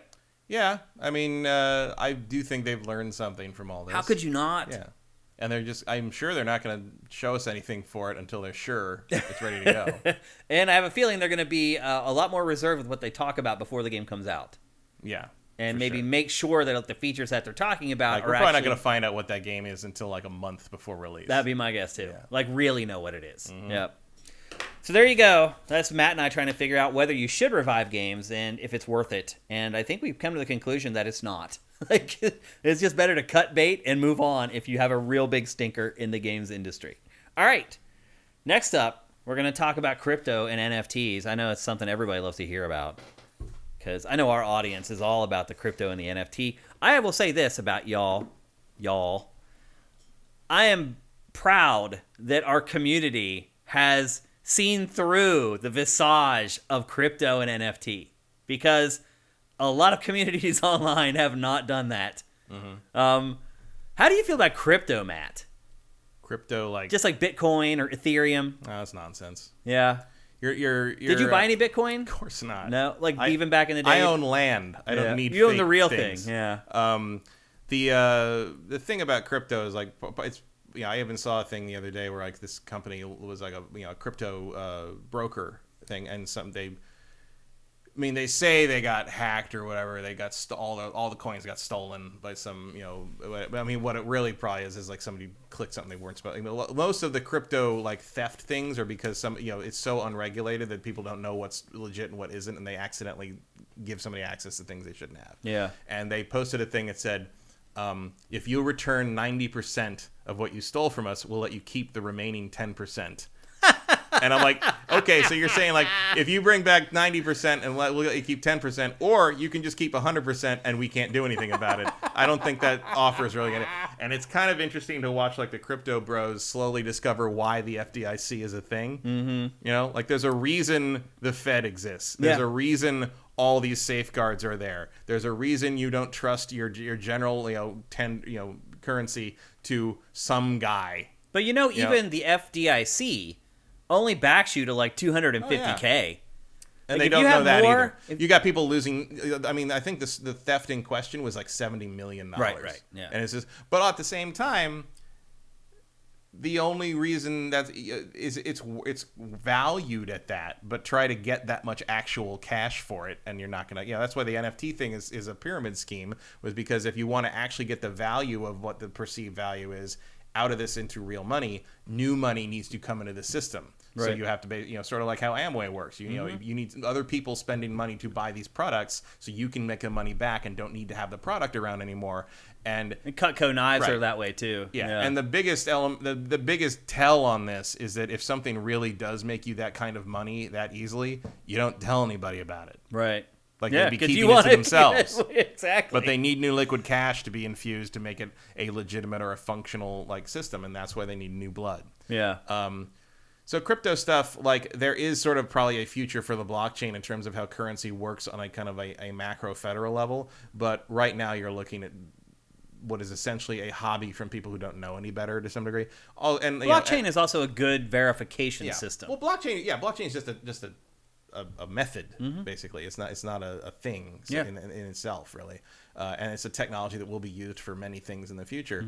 But it ain't this. Yeah. It's just sort of a weird side road to that. And the NFT stuff is even weirder. And the thing is, the NFT stuff is such a tiny fraction of the crypto. Crypto, I think it was something like 325 million people have some kind of cryptocurrency in some form, and something like 300,000 have NFTs. That's nothing. Yeah. I just sold all my crypto not long ago when they were talking about how Russia was using crypto to get around the financial sanctions. I was like, I'm out. I just sold everything I had. I didn't have a ton, but it's extremely volatile on top of it. It's like Bitcoin, I think, is legit. I think it's going to stick around. Yeah, I mean, it more or less does what it says, but it's just sort of, at a certain point, this is all going to settle into being just sort of another way to pay for things. Like PayPal or Venmo or whatever. Yeah, the evangelism is unwarranted. It's just sort of another way to do it. Yeah.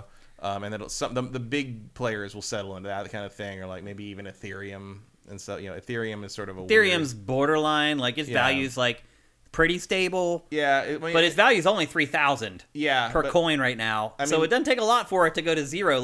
Bitcoin can lose 10,000 in value and a month later it's back. It's like a stock almost, really. Yeah, I mean, it's essentially that with it's never going to just explode again like it did. You've missed the boat, really, is what I'm getting at with getting rich off of Bitcoin.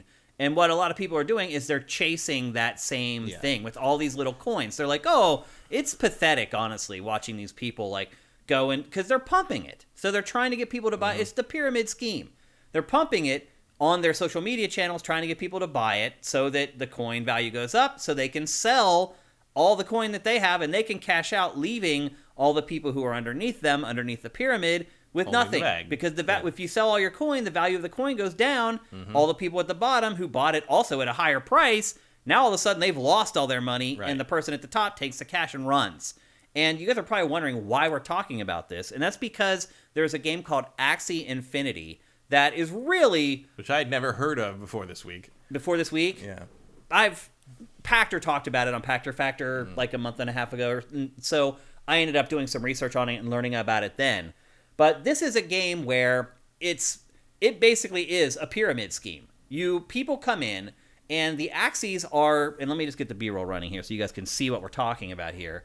The Axies, it's basically Pokemon running on the blockchain with NFTs and a crypto coin. Oh, no, I have seen this. Yeah. And the Axies, which are the Pokemon... I did not realize that was the name of this game. I've seen footage of this game before. Okay. Yeah. Well, the Axies are basically the Pokemon that you use to fight in the game. Well, they're very expensive, and so most people who start playing the game cannot afford to buy their own Axies to fight. So what they do is they rent the Axies from the people higher up in the pyramid, and they play the game and they grind along, and they start earning their own crypto coin that is in the game as they play. And so the idea is that you start at the bottom. You are basically working for the people at the top. In fact, you are legitimately working for these people. It's basically a sweatshop. It is. It's a sweatshop. And a lot of the people who are doing it are in places like the Philippines that are sort of underdeveloped countries where there's not a lot of opportunity to make money. And it's a lot like the gold farming from World of Warcraft back in the day.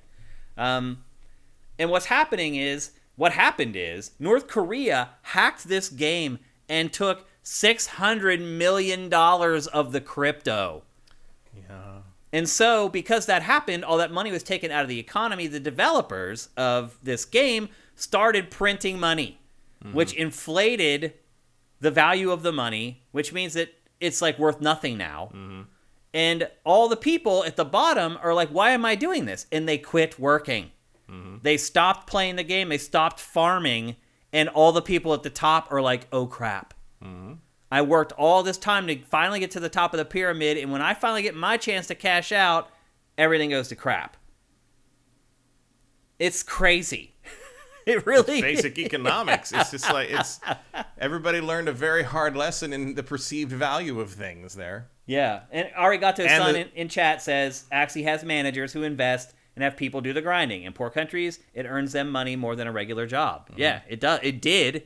It doesn't anymore. Until all the crypto got hacked. And what's North Korea going to do with $600 million? That's scary.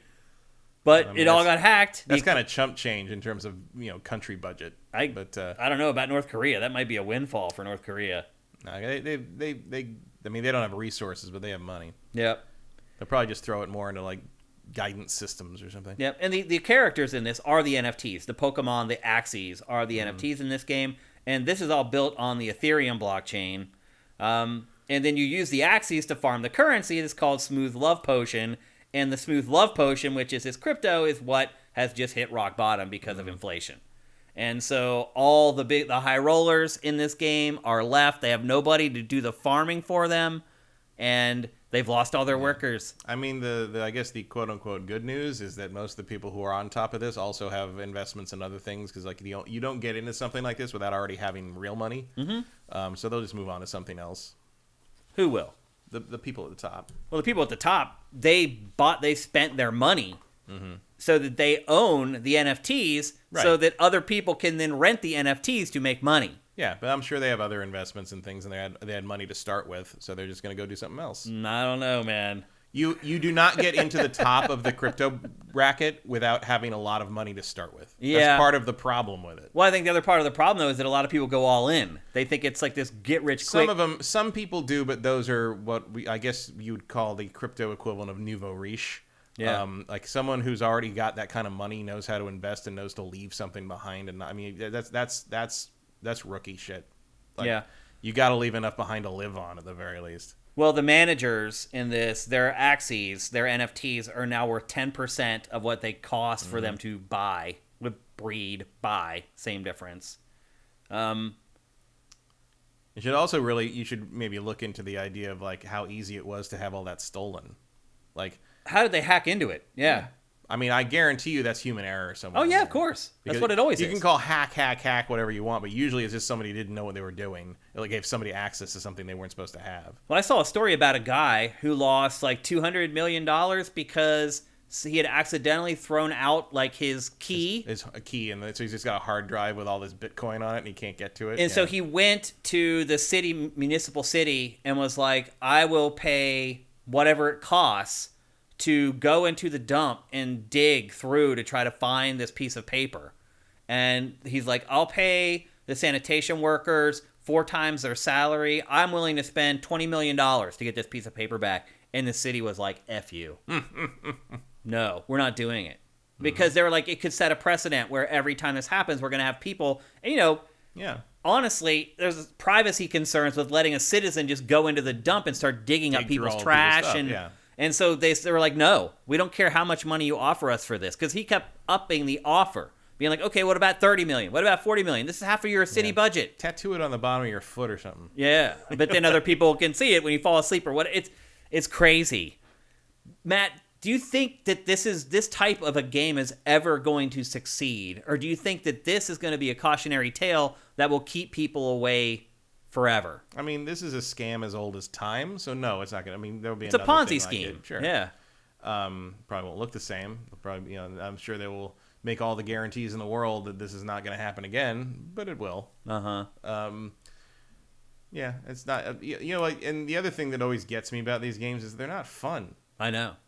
It's just a cheap knockoff of Pokemon. Why do you want? I mean, I guess I get it if you're talking about like but no one's playing this for fun. They're playing it to make money. Like, I mean, it's play to earn. Yeah, it's another job. If you're talking about getting, it's a better paying job than you can get in certain countries. Like, that's one thing. But like, would kill you to make it fun. Like, I mean, this is a poster child for play to earn. This is the first play to earn game that had some semblance of success. Yeah.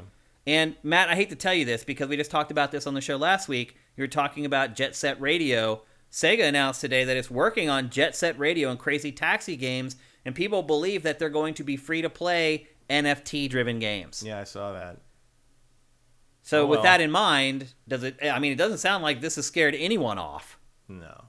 I mean, Square Enix, the president of Square Enix, is still all over this stuff, saying that like eventually he'll start paying players with NFTs and crypto to create expansions to his games, to Square Enix's games. But that's not a thing that's going to happen. You don't think it is? Of course not. It's nonsense. The NFT thing's already over for the most part, especially in the game space. It never got any traction to begin with. I saw the one story last week where a guy bought some NFT for like $38 million or something insane, and then he's like, somebody offered him $3,600. Yeah, or something. Yeah, that's because it's just perceived value of things that don't have any value. The false scarcity of it is what is well, and also like people don't understand what they're buying. You know, you're not buying the art. You're not buying the picture. You're not buying the thing. You don't own the rights to it. You're buying a space on a database. Yeah. And the only thing that has value is that space on that database. And if no one cares about having that space on that database, your thing is worthless. Yeah. And guess what? No one cares about the space on any database.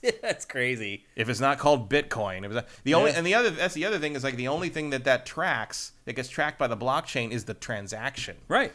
You could shut that computer with that database down and run with the money, and many people have. Yeah. And like you have no recourse. You have a record of having made that transaction, but you can't get that back. Now, somehow the government has managed to recover some crypto. I don't know how. A lot of times it's because it's actually stored on solid state object on drives. And, you've got a drive. People keep a drive, a separate actual physical drive with their Bitcoin on it.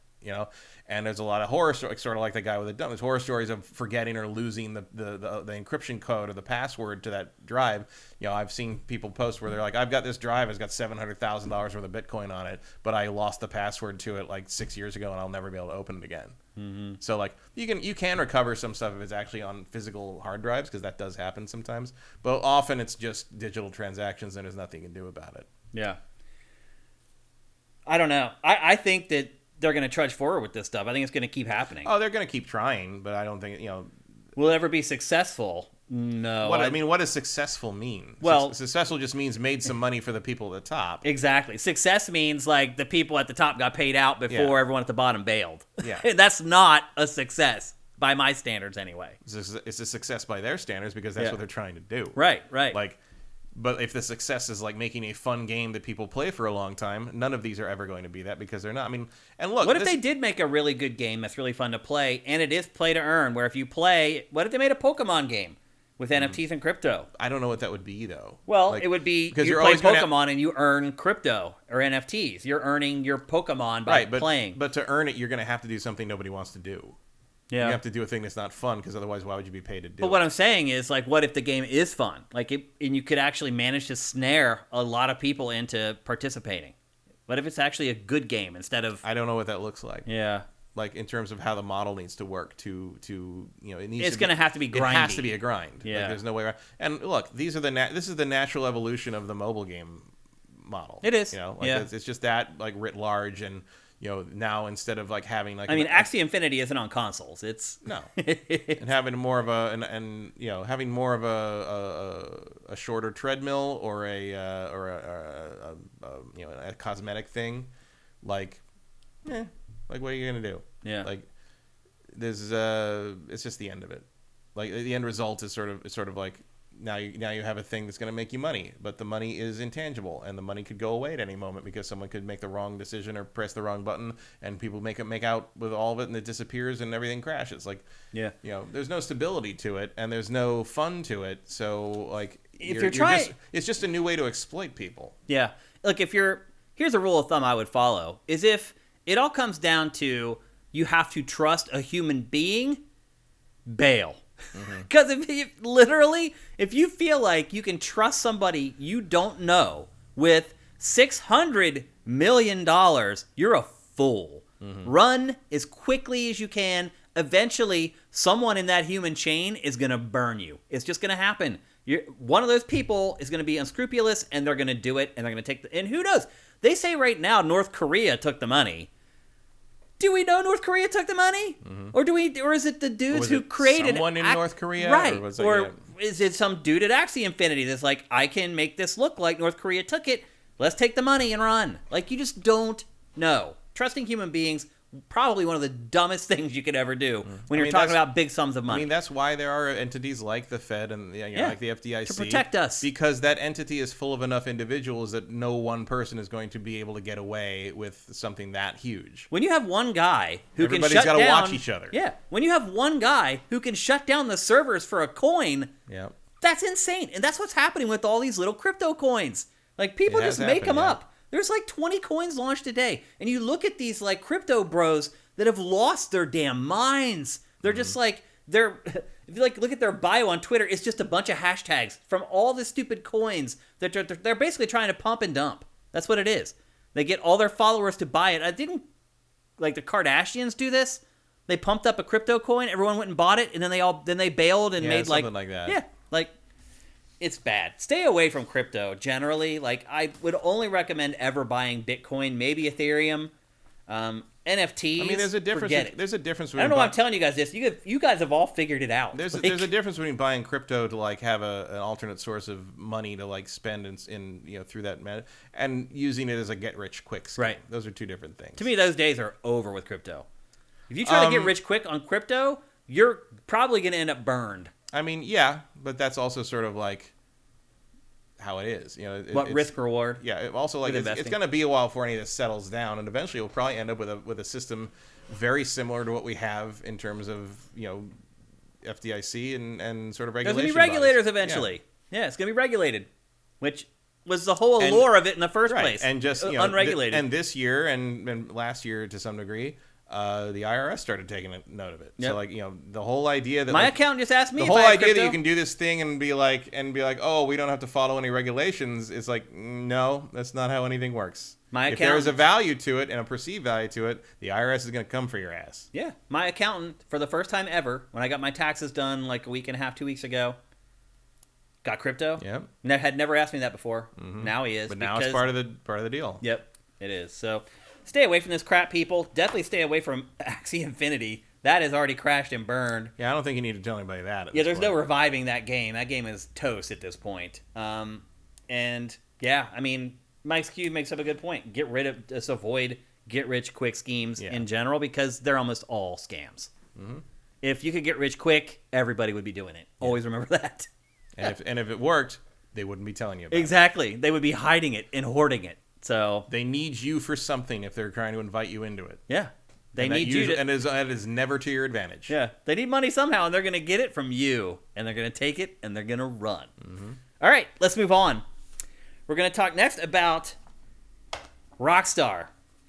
This week, it wasn't even announced by Rockstar, Matt. People just discovered that a lot of transphobic content that was in Grand Theft Auto 5 had been removed. Or replaced, or otherwise made to disappear for people who had not played the earlier versions of the game. So far, it's only been found in the PlayStation 5 and Xbox Series versions of Grand Theft Auto 5.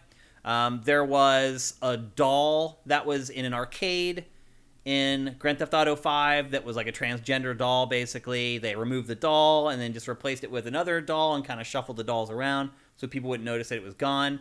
One of the character models, which was a drag queen, the character model is still in the game in the director's mode, but it doesn't spawn outside of clubs like it used to, and all the voice samples that character model used to fire off, they're all removed from the code now.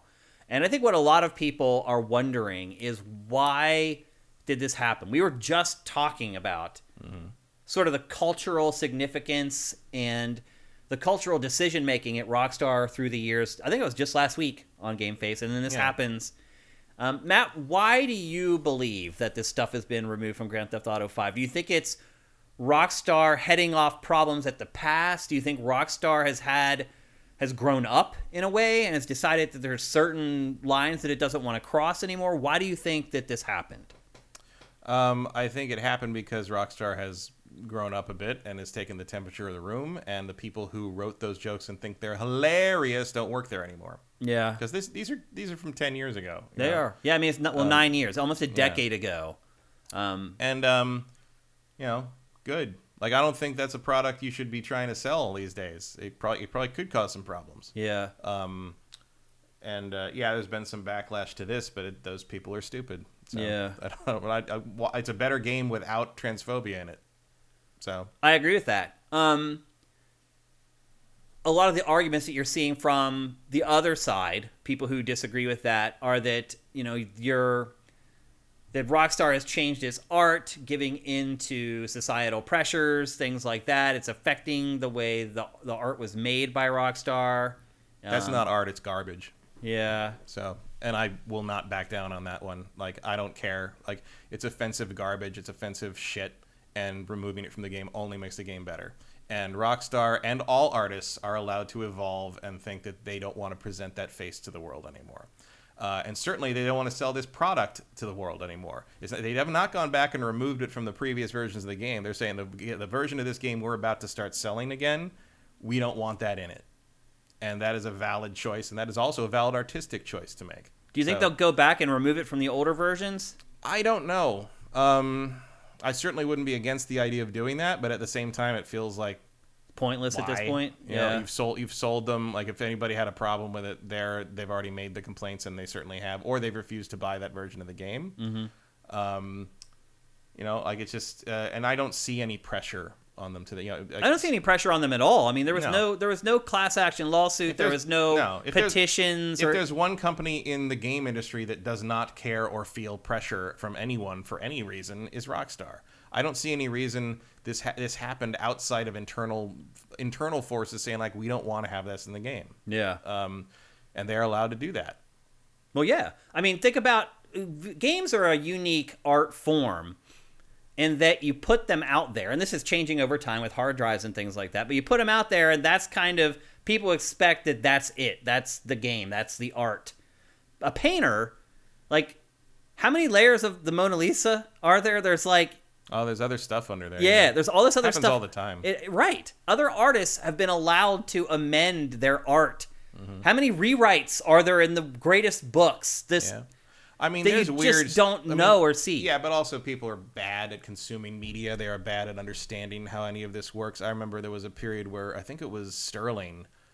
Was it Sterling? Who has COVID, by the way, and does not sound good. No, they did not sound good. But there was a I think it was Sterling, but there was a point at which, and it was in the discussion, in the arguments over censorship and whatever, somebody found out or pointed out that Sterling's rants, like the videos, the Jimquisitions and stuff, were edited.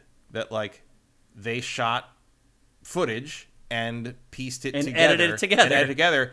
And like video production. And, like, suddenly a small group, but some of them freaked out that, like, that was censorship, that they weren't being allowed to see the whole video that Jim had shot. And they had to, and that's hilarious. And Sterling had to say, like, they had to say, like, that's how everything works in video. Like, you don't want to see me sitting here clearing my throat or getting the line wrong 14 times. Yeah. You just want to see a video where I say what I want to say. Right. And they had to labor to make this point that, like, editing is not censorship. Also, like, even if it were under certain circumstances, I can't force myself, like, no one forced Rockstar to do this. This is not censorship. This is an artistic editorial choice. Yeah. And it's a valid one. And they should think about doing more of them, because this is certainly not the only example of GTA 5 punching down at someone.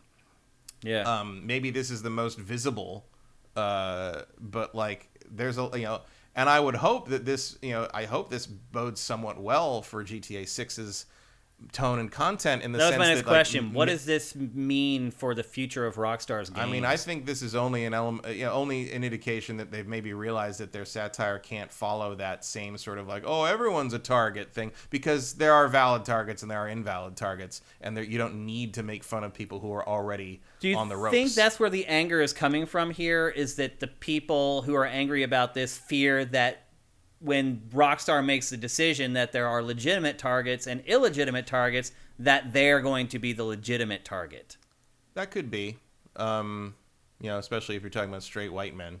Mm-hmm. But, like, I mean, most of the complaints seem to be, I mean, I don't know how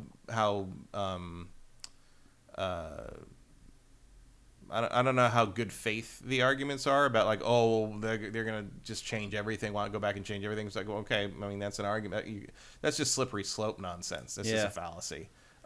It's like the N-word that is used ad nauseum in San Andreas. Some people have pointed to that. It's like, okay, if you're gonna remove the trans jokes, why wouldn't you remove the N-word from the games? And I think people wonder like where you draw. I would argue because that the N-word usage in that game is mostly from black characters. It's authentic, yeah, and it is authentic to African American vernacular English. Of what it's trying to portray, and it is not used as a cheap shot or a cheap punchline for things. And the white people who say it are portrayed as bad for saying it. The trans stuff in GTA 5, the transphobic stuff, is just ha trans people. Yeah, no, you're right. There's a difference there, and if you can't see that, I don't really care. Yeah, I think it's that they don't want to see it. Yeah. And I don't see this as like, oh, they're not going to be edgy anymore or whatever. That's not edgy. It's just shitty. Yeah. So I don't have a problem with the change. I think it's a positive change. I think it shows that Rockstar maybe recognizes that there does come a responsibility when you are, firing with such a broad spread on things, and that, humor evolved. There was even I even saw this earlier this week.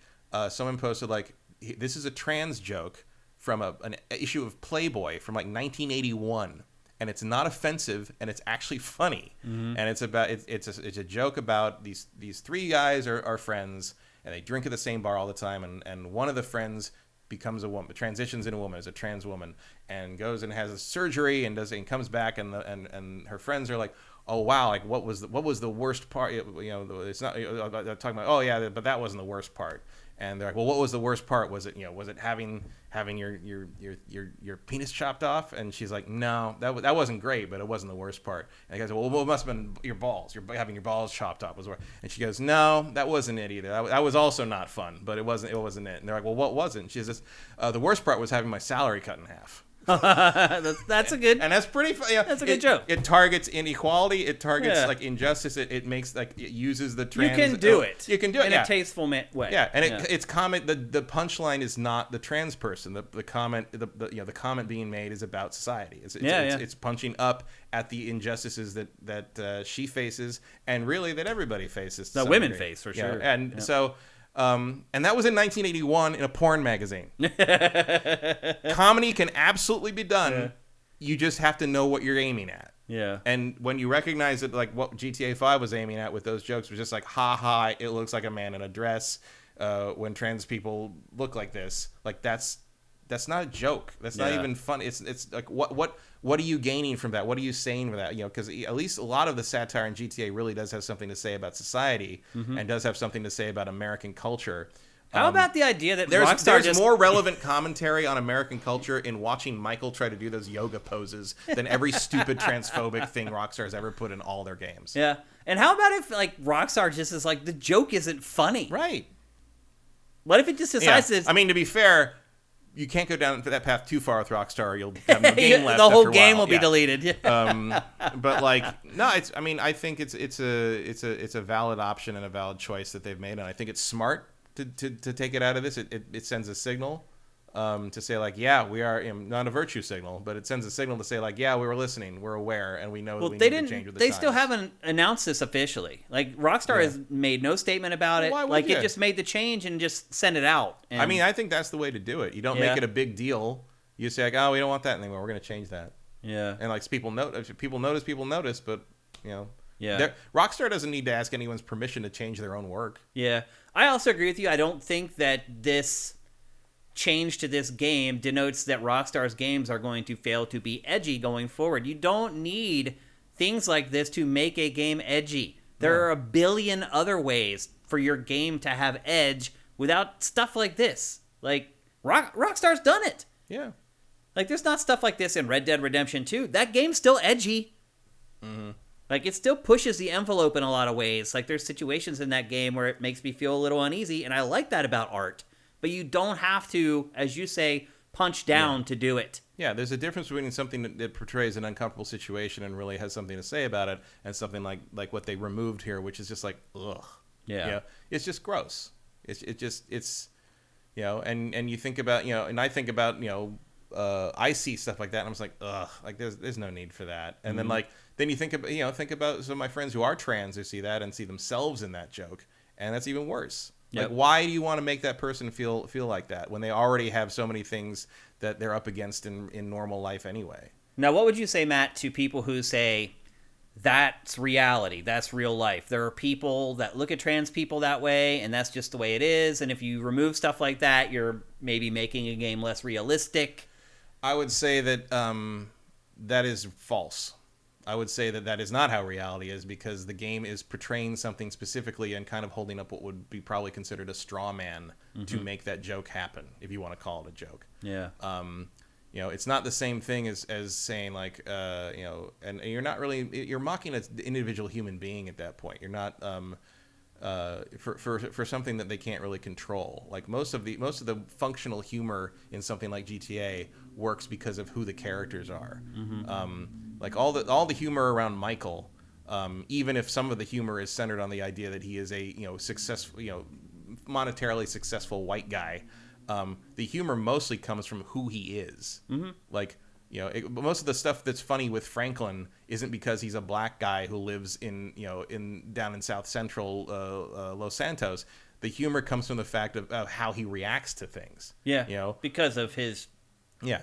And him interacting with this other world of, he's clearly, no stranger to crime. Yeah. Because of, everyone in GTA is.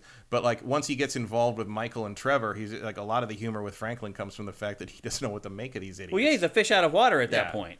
Because of his experiences, his life experience has made him a different person, that when he interacts with these other people who have done the same thing in different walks of life, it's this weird juxtaposition of people. Right. But most of the humor in terms of the core story of GTA 5 comes from who these characters are, not what they are. Yeah. And that's a very different kind of humor than some of the tangential humor you see in GTA. And I think GTA's had that problem in general as well. Like a lot of it, most of Laszlo's stuff on the radio has been of a similar sort of lazy, not offensive necessarily, but just sort of lazy. Yeah. It's just like, there's an element of, like the at its most sort of bland and uninteresting, outside, offensive aside, I'll take the idea of being offended by any of that. A lot of it's offensive because it's so boring to me. It's just, I'm tired of listening to this crap. It's like, the tired old trope of like, it's like, oh, what's the deal with airline food? Like the old, the old early Seinfeld jokes about like what is the deal with airline food? Like a lot of, the most unmemorable stuff in GTA 5 is along those lines, and stuff that was like, I guess that was an observational thing you could have done in like 2005. Yeah. But that was 7 years ago, and maybe you should update your material. I mean, let's be honest. The only people who are going to be upset that it's missing are people who like it. Yeah. Just breaking it down to brass tacks. Like, people who like it, or people who think like, oh, how come these people get special treatment? You mean they're protected versus me or whatever. Right. Yeah. Which is an absurd thing to think, because they aren't protected. Yeah. And if you look around at what's happening right now in the country, that's the last thing I would describe trans people as, is protected. Oh, yeah. So, hey, GTA 5 doesn't make a bunch of gross jokes about trans people anymore. Don't worry. They're going through enough shit as it is. Yeah.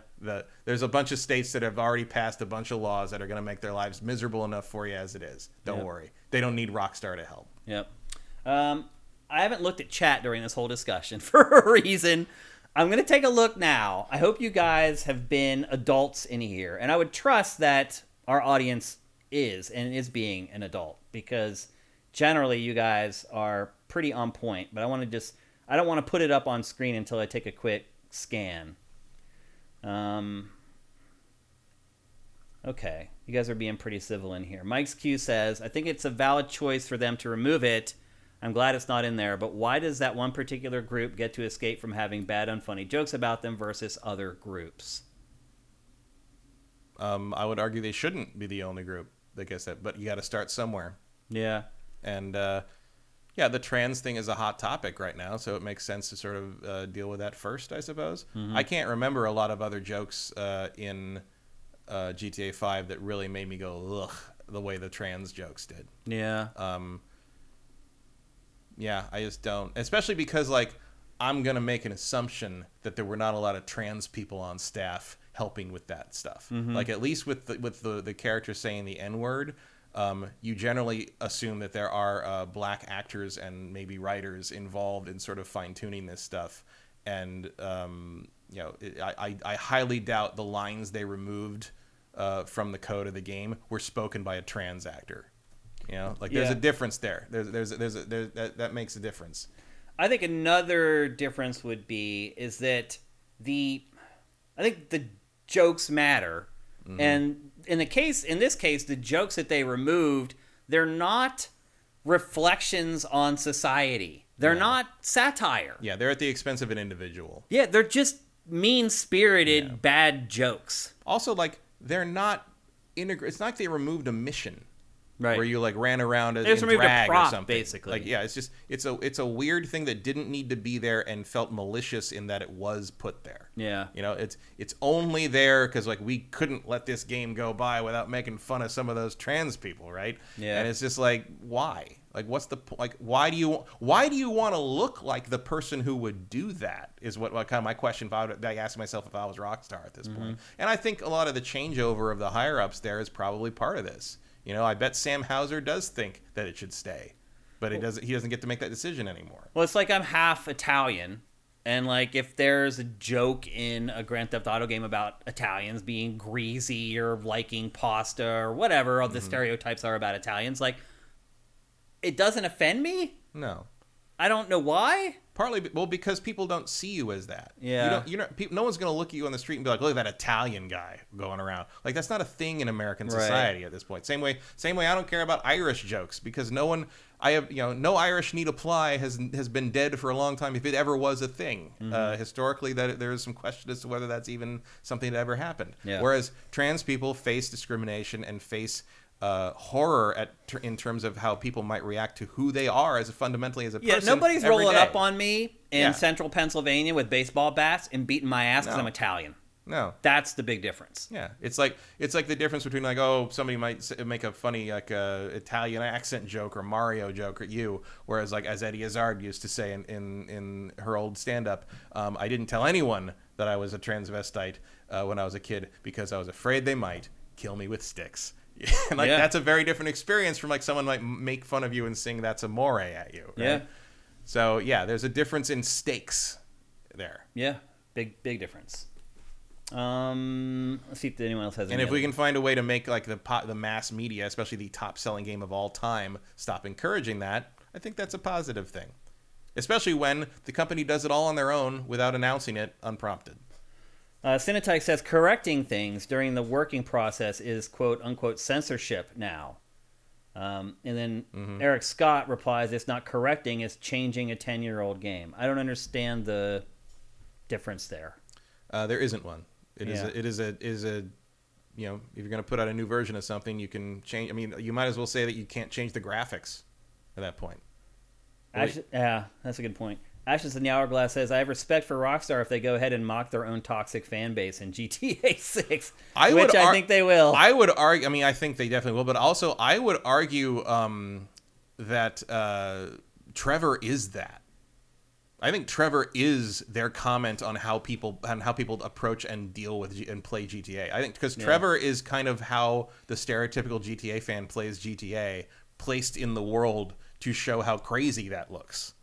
And I think for the most part it worked. I know Trevor's not a likable character, but I think it is a funny comment on sort of the way people play their character in the game versus how Rockstar is trying to portray the story, because Michael's a pretty realistic character, Franklin's a pretty realistic character, and Trevor comes in from some kind of fever dream, and you're like, how does any of this make any sense? But like Trevor's the method. Trevor's behavior, he's the method, but Trevor's behavior is not too outside of how we generally play GTA for fun. If you're gonna run around, not do a mission, just mess with the open world, you're basically Trevor. Yeah, and I think he was the commentary on that. Okay. So I do think they will talk about that in GTA 6 in some way. Okay. Eric Scott follows up. He says, if they feel they have to tiptoe so as not to hurt anyone's feelings, that will hamper the edginess.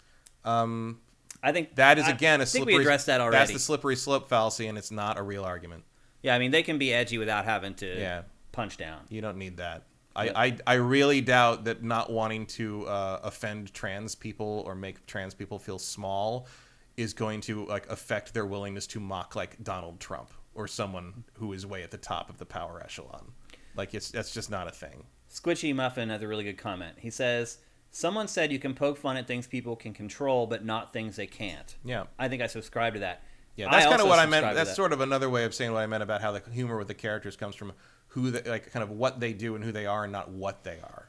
I think this goes back to some people believe that being trans or gay is something that people control. Yeah, I mean, that has been something politicians I think that is the root of a lot of the problems here, is that there are certain people who believe it's a choice. And I mean, there was a Republican elected official, I can't remember where he was from, it's one of those states out there, where he basically said, because you can choose to be gay or not, which is false, unless you recall the very compelling Scientific American article that convinced you to like women, boys. I don't remember that. I didn't read. I know I wasn't made straight by a really compelling story in the New Yorker. This didn't happen to me. I'm sorry. I knew that from very young. Yeah.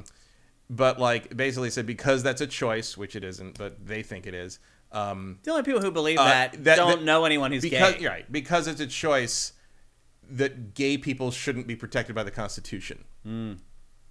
Which the rhetoric's getting real weird out there, folks. The masks are coming off, and it's going to get ugly in 5 to 10 years. Trust me. But there's lots of good people out there. Yeah, women being arrested for murder for having abortions at this point. It's going to be real nasty. It's getting weird. Yep. Let's see if there's something else. J.M. Rain has a good point up there too. Scroll up a little bit where he says it'd be different if they were more positive. Let's let him speak on it. Yeah. Is there something before this one? No, that was what I saw. This is from J.M. Rain. As a member of the queer community, it would be different if there were positive representations of trans people in media. This would be less of a concern. However, trans people are not portrayed in positive ways anywhere. Yeah, it's very rare. 100% I mean, right. maybe the Life is Strange games here and there. I don't know if they're trans. I thought there was a trans person in the new one in True Colors. I might be misremembering that. But yeah, it's super uncommon. You got to go to like the indie scene for anything like like that cyberpunk. It's changing though. That cyberpunk bartender game had a lot of trans people in it. That was pretty positive. But yeah, like in terms of like mainstream stuff, very very rare. I think that's it. You guys were very respectful, and I expected nothing less from our audience because you guys are awesome. That guy B Solo, thank you for Twitch Prime. But I do think that people who believe that being trans or being gay is a conscious decision, they've never known anyone who was trans or gay. Tell me why. Okay, yeah, tell me why I had a trans lead.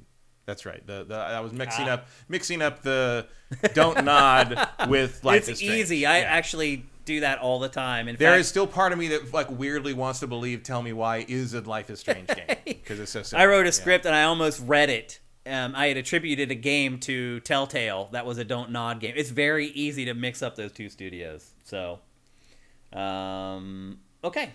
I think that's it. Let's move on. We're going to talk next about a game that I played this week. The only game that I played this week. And this was just me trying to find something to play to talk with you guys about. Scouring my inbox. I'm like, what code has someone offered me that I can speak on for GameFace 297? And the only thing I could come up with was Hello Neighbor 2. Matt, did you play the first Hello Neighbor at all? No, but I remember it.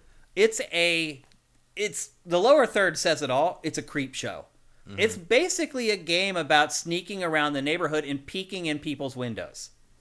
I'm not kidding. It's like a peeping Tom simulator because it's a stealth game and you are trying to basically break and enter into people's homes. You need to look into the windows to see where they are in the home so you can figure out if where you're going to enter, you'll be seen by them. Because if you're seen by them, they run up and they grab you and they just reset you out somewhere else and you have to start all over again. Hello Neighbor 1 was a little bit of like an indie underground hit.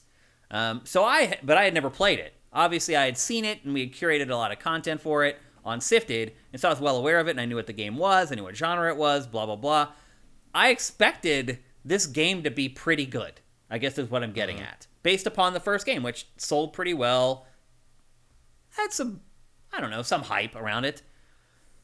This game is awful. Oh my gosh, Matt. Wasn't the first one like a kind of a streaming hit? I guess. I don't know why.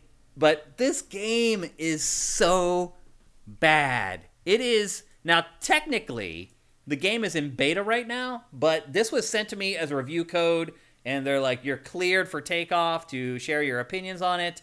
And here I am to tell you, it is so bad. It is a stealth game, and the objective of the game is there are people who have gone missing in your neighborhood, and you're trying to figure out what happened to them and where they went. You play as this guy. He is like part of a local TV news crew, and the game starts. You end up at the TV station where you work at. There's a sort of a billboard of people that are either missing or presumed dead, and it's your job to be the investigative journalist and figure out where they've gone. And so you basically just poke around houses in the neighborhood, and you try to find clues, and then that clue leads to some other clue in some other house.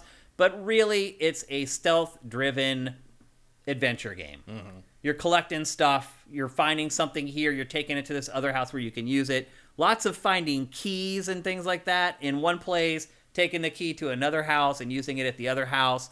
This game is so buggy and so busted that I cannot believe that they sent this out for people to review. I cannot believe it. Like, there's animations that don't work, like clambering, like climbing over something. Like, sometimes you just, like, disappear and reappear and you've climbed over it. There's actually a bug in this game where you can finish the whole game in 25 seconds. You can just climb to the top of this building, smash a window, and go in and get the final object in the game and finish the game. The whole thing is just a busted mess. And it's a stealth game. Pretty much 80% of it is stealth. And the other part of it is like, oh, hey, I found this thing here. Oh, I remember there's this other object over there that I need to go get. And then there's this little, like, it's smeared with, like, supernatural stuff where, like, you just saw there's, like, this weird flashback of a kid being killed by this weird creature that looks like a crow. And it never really explains what all that stuff is about. But you essentially just literally creep around the neighborhood, looking in windows, trying to figure out how to get inside houses. And there's puzzles to that. Like, sometimes you can only get in, like, an upstairs window or whatever. The first puzzle is figuring out how to get in. And then once you get in, you're trying to avoid the people inside the house while also watching what they're doing for clues. So the first house that you go into, there's a cop sitting there. He's inside the house investigating.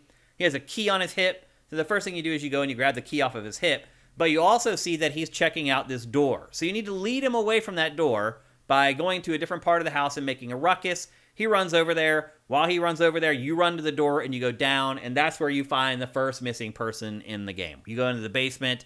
You find like a crowbar that gets you out into the yard. And out in the yard, there is an empty grave. And that solves one of the missing person cases.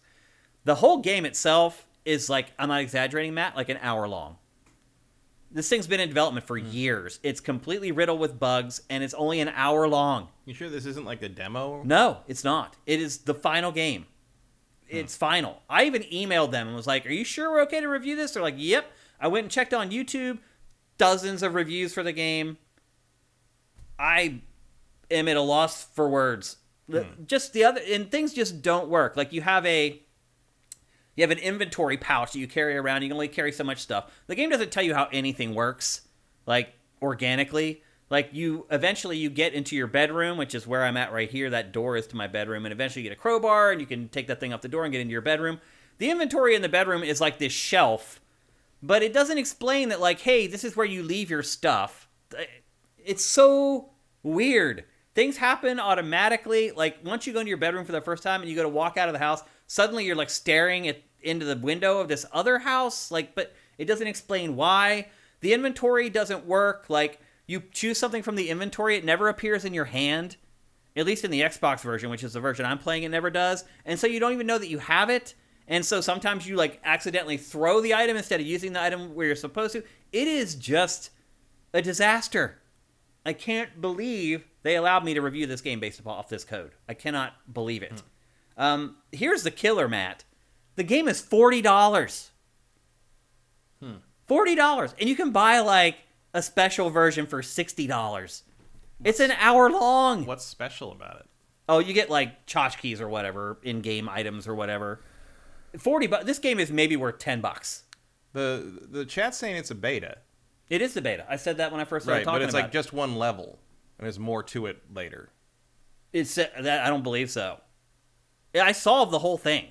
Like you solved the whole game.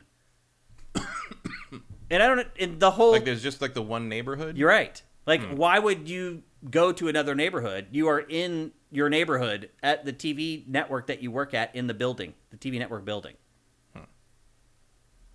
It's review code. In the email they sent it to me, they're like, "Here's your review code for this game." And if you go online, everyone on YouTube's reviewed it and said it's an hour long. Like, I don't know. If they messed that up, that's really embarrassing. I don't know. I'll say this. Let's pretend that this isn't the whole game. The game is still terrible. It's still awful. It gives you very little direction. I've been noticing this with a lot of games lately. And by the way, I should actually bring up that Weird West, Matt, as it turns out, has like bullet time that you can use whenever you want. And I played that game for hours and never discovered it. So that's an amendment to last week's show that I wanted to make sure I brought up in this week's show, is that the gunplay in that game actually is better than I had portrayed last week, because you can go into bullet time pretty much whenever you want in that game. So I wanted to bring that up this week. But it also is like... Yeah, this is weird. It says the release date is December 6th. Really? This year. Are you kidding me? Yeah. So what are they sending you this for? I don't know. Why are they saying review a beta? I don't know. But it does say beta right on the screen when you start it. And I mentioned it when we first started talking that it is in beta. But it says it's not coming out till December? Yeah. Wow. I don't know. But so now you can pre-order it. If you pre-order for $40 or $60 for the deluxe, you get the beta now.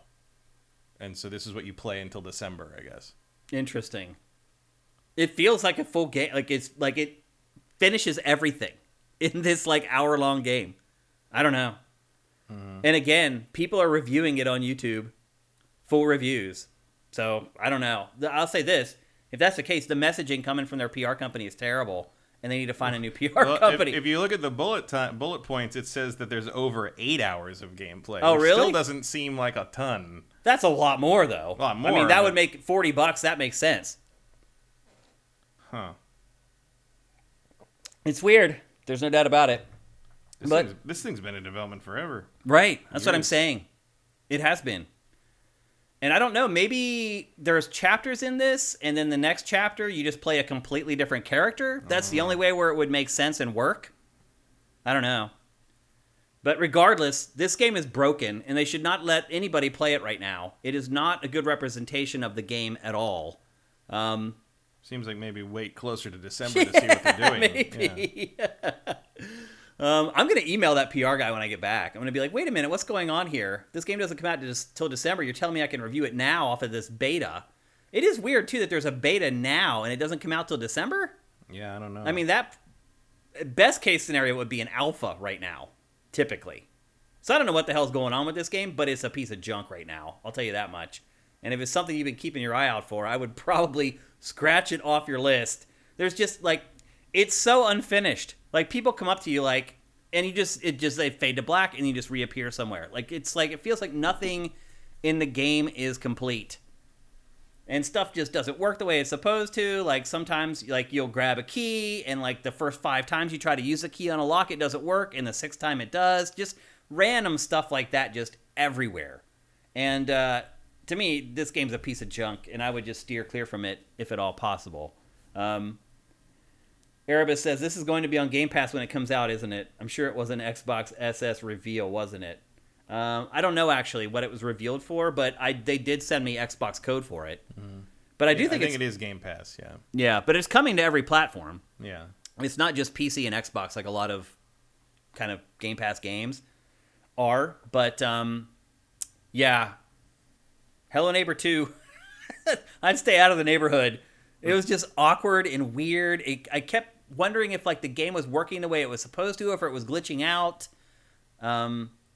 Definitely not finished. At least I hope it's not finished. If they think this is finished, then I don't know what to tell you. But yeah, Hello Neighbor 2. I wouldn't say I'm the world's biggest stealth or adventure game fan, but I don't dislike them either. And there's just nothing... This game has no spark to it, I guess is the best way to put it. There's nothing unique or different about it compared to the dozens of games that I've played like this in the past. So I would just say steer clear. I will go back and email the PR person and be like, yeah, what's going on? You told me to review it from this, and now people are saying it's not coming out till December. And I'll figure out what he says, and I'll report back next week here on GameFace and let you know what he says. But again, regardless... Maybe he meant that, like, as long as you have that code, you'll get the final version when that comes out in December. It's possible. I don't know. It's weird. I mean, I've been doing this for a long time. Like, I'm pretty good at figuring out whether something is supposed to be reviewed or not. So, I don't know. His messaging, it doesn't even, it wasn't even, like, open for interpretation. Like, I wasn't even confused or, like, I wondered if this was review code. Like, it just was. And then all the anecdotal evidence online suggests the same thing. There's reviews for it all over YouTube. So, I don't know. Again, if this is in fact not review code, that PR person made a huge mistake with the emails that he sent out to the press. So there you go. That's Hello Neighbor 2. Next up, and our final topic for today's show is Xenoblade Chronicles 3. We did get one story from today that I got into the show. And Matt, I don't even know if you know this or not, but Xenoblade Chronicles 3 is now launching in July. Oh, yeah? Yes. Moved up? Yes. It was originally announced for September. And today, this morning, Nintendo announced that it is coming out in July. You don't see that too often. I can't remember that ever happening. Can you remember a game ever being moved up? Not off the top of my head. Me either. I think it has happened a couple times, but it's not common. Like, I'm sure people in chat, you guys can Google it and maybe maybe they finally an figured out that, like, oh, no, nothing's coming out in the summer, so, let's get something in there. Yeah. I don't know. I've never seen this before in my life. I'm not complaining because, man, we're going to need it. I'll tell you that much. Maybe by the time July comes around, things will be a little better. But right now, it's like a ghost land for like the ghost town for the next 2 months as far as game releases are concerned. So I'm excited by it. And they also put out this new trailer and released some new information on the game as well. They give like a plot synopsis of the game. I got an email from Nintendo that had a lot of information in it. In the game, players will step into the roles of protagonists Noah and Mio amid turmoil between the nations of Kiev and Agnes. Six characters hailing from those nations join forces to learn the truth behind their conflict and set their sights for Swords March, a land pierced by a giant sword. That'll do it. Yep. You can battle with up to 7 characters. Like in previous Xenoblade Chronicles games, battles start by facing enemies directly in the overworld.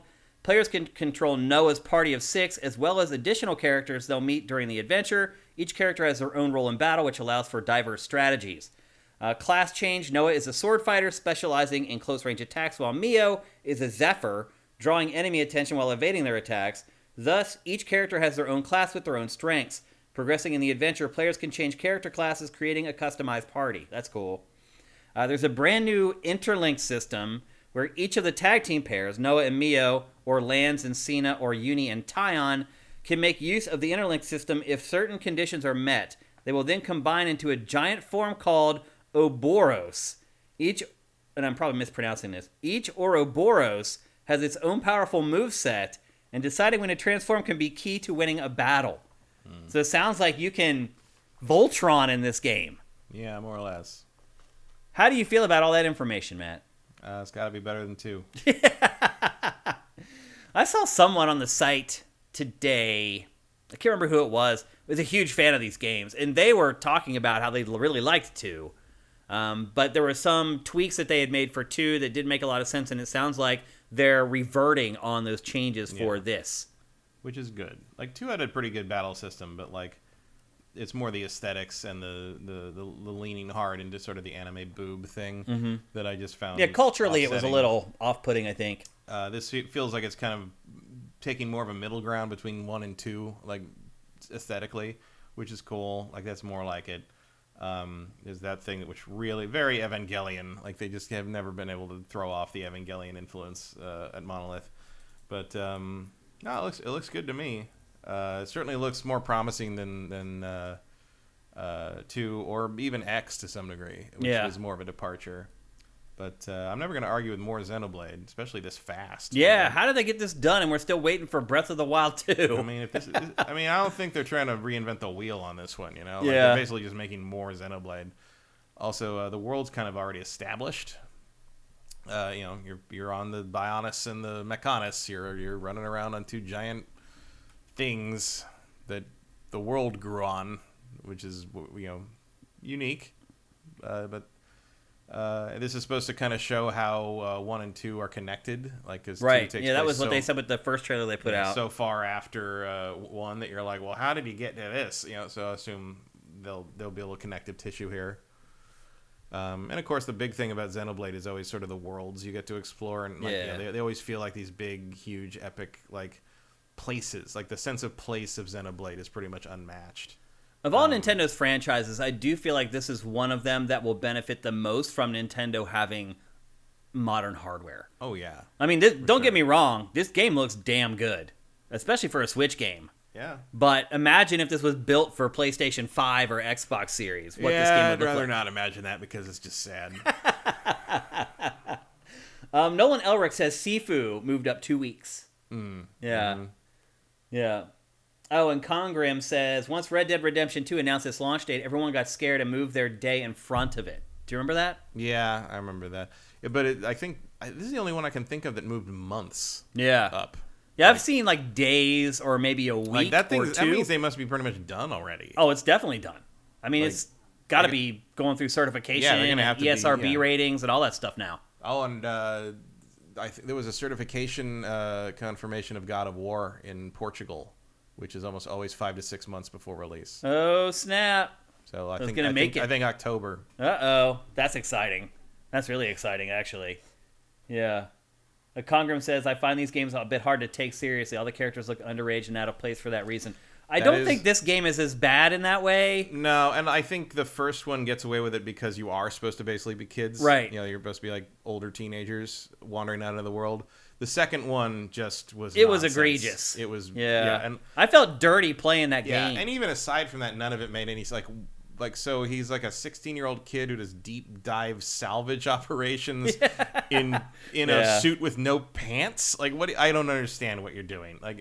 It was just somebody let the character designer run amok and tried to fill in the gaps afterward, and it just didn't work. A bunch of jerks says it happened with Resident Evil 6. How long was it pushed up? Was it a month? I don't remember that at all, actually.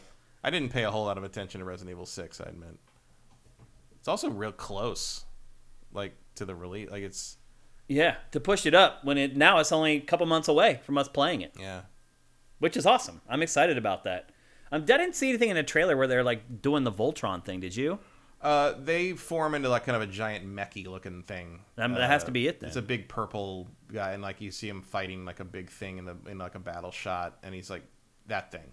Oh, okay. And it's it's clearly much bigger than the other characters, and is I wonder if that means you'll be fighting kaiju once you transform into that. I mean, you've fought some pretty giant things in the Xenoblade game, so yeah, I wouldn't be surprised. But I mean, taking some pages out of Bayonetta 3. Exactly, yeah, where you're also in big form. I know you fight massive enemies in this game. I mean, that seems like a pretty natural move, especially it also seems like maybe they're taking a page out of X for that because the mechs in X. Oh right, that's right. Oh, I forgot about that. Yeah. That's right. Yeah, I spent 15 hours getting your mech, and then you're like, wait, this isn't any better now, and I have to pay for fuel now. So. Yep. Swanland says, aren't they delaying Splatoon 3? Could this be a way to switch up the empty space? I was not aware of that, actually. It could be. Vincent says, RE6 moved up from November 20th to October 2nd. So it moved up. It's almost 2 months. Yeah, that's a pretty big move. Okay. I was not aware of that at all, actually. I don't know how I forgot if I ever knew it in the first place. Well, it's one of those cases where they're like, oh, I've forgotten more than you know. I've forgotten so much stuff that happened throughout the years. It's hard to keep track of it all. This industry is constantly changing and evolving as it is, even without little separate news stories like that. So, you excited for this game, Matt? Yeah. Yeah. I mean... it definitely seems to be making the adjustments that I would have made off of 2. Tone down the weird fan service waifu crap and give me an actual sci fantasy epic tale. Yeah. And it seems to be delivering on that. And the main character isn't even wearing anything embarrassing. I'm excited for it. I think it looks good. Yeah. And I've liked the first Xenoblade Chronicles a lot. Yeah, I think it's one of the best JRPGs of the century. I'd agree. And it's nice. This looks like a much more reasonable follow-up to that one. Agreed. So. Yep. So again, it's coming in July now instead of September. So set your wallet accordingly. Mm-hmm. And with that, it's time to move on to Name That Game. Once again, we are giving away a free, a DRM-free code of Tunic for today. That means it's playable on PC or Mac. The way the game works is I show you a series of images, and you try to guess the name of the game. You are playing against Matt Kyle. If he guesses it, and I look over, and it's already in the chat, you guys win. In fact, even if it's like a beat or two later that someone chimes in with the name of the game, then you guys will get the win. It's pretty simple. The images, at least I try to make them vague at first, and then the last image is like if you can't get the game from that, then you're an idiot. So last week, everybody got it on the first image in like 2 seconds. I'm hoping I can do a little better this time. I took all your feedback into account. A lot of you guys left comments in the archive of the show last week, letting me know how I could improve it. I listened to your comments, and I've made some changes, and I hope that I've done a better job. We'll see how that goes. But anyway, here we go with Name That Game. All right, let me bring up the chat here for everyone to see. Well, actually, I need to bring up the image. You're going to show me the picture. Yep.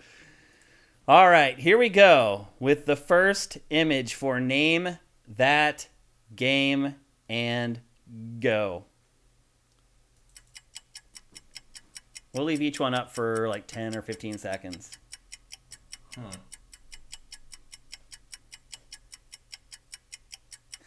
This is for Vigigames Got It. The first image. Portal? Yes. How? I guess the hanging wires do look like that. Someone else guessed Metroid Prime. Yeah, Metroid Prime was actually my first. Yeah, and I thought that too, but like, jeez. I mean, there's some people. Dude, it's so hard to. People play Portal a lot. I mean, so did I, but dude, it's just cables hanging from a fucking ceiling. Dude, that's crazy. Do you have the full shot? No, I don't. You should have the full shot to cut to. Oh. So you can see, like, work. It's to show like how far you zoomed in or whatever. I mean, you can tell, like, it's the ceiling of a screenshot, basically. Mm-hmm. Jeez, this is ridiculous. You guys are just too good, man. I'm not going to do this anymore. It's no fun. I do all this work, and it's over in like 2 seconds. Here's the rest of the images. That's why game shows suck. That was like Portal 2. It's Portal. It's the first one? Yeah. I don't remember the overgrowth in Portal 1. But I haven't played Portal 1 in like 15 And see, I'm years. like leaving little clues. Like this second one, to make it easier, I left a little shade of the machinery in over there on the right-hand side. Like, I put a lot of thought into these. LO, that was so easy. The cake right there. Where's the cake? On the screen. What? That's a picture of the cake. On the screen. Oh. That's the strawberries on the cake. Oh, no, come on. Like, you're not going to be able to tell that that's what it is. I mean, if you know that cake. I guess. I thought it was like a face with a bunch of eyes. I just thought it was like, I didn't even pick up that it was a cake. No, that's like the iconic cake from Portal now that they mentioned. Well, no, I mean, here's the last image. Right. So there it is. But, I mean, that doesn't look like a cake to me. It looks like something under a microscope or something. To some people, that is one of the most iconic things in the history of video games. So it'd be like saying, like, oh, that's a close-up of Mario's hat. How can we could tell that's his hat? But, like, you know it by, I mean, that's easy, though. So is that if you're that familiar with Portal. And then here was the third one. I included the red button. Yeah. And I thought that might have given it away. The modular pieces. See, I had to be very careful, too, because if I left the reticle in any of these screenshots, someone would have got it right away, because the reticle in the game is very... The orange and the blue. And It's like I put so much thought into this, and it doesn't effing matter. It's like I work hard on these things, and in 2 seconds, it's like over. Here's the fourth screenshot.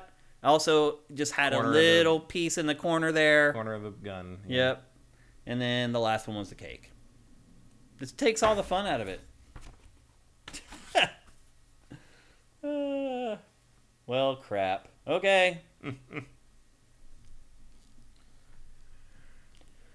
Well, this is for video games.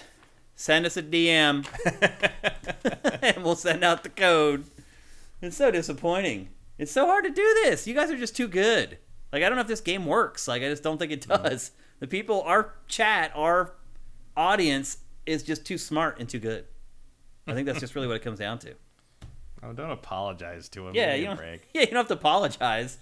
It's not your fault. I'm glad that somebody won. I'd rather have somebody win on the first one than not get it at all. But I obviously, if I put this screenshot up and nobody you're gonna get that, they were definitely going to get it. So, all right. Well, that's disappointing. I tried, guys. I really did try. I tried to make it fun. And I couldn't even make it to the second image. Dang. You just need to make it harder. How do you make it harder, dude? What are you talking about? Well, don't use a picture of the most iconic thing. I had no idea that's what it was, Matt. Yeah. I had no clue that's a cake. Look at that image. Yeah, but these are the people you're up against. But also, Matt, look at the picture of the cake. Look at that. That's purple.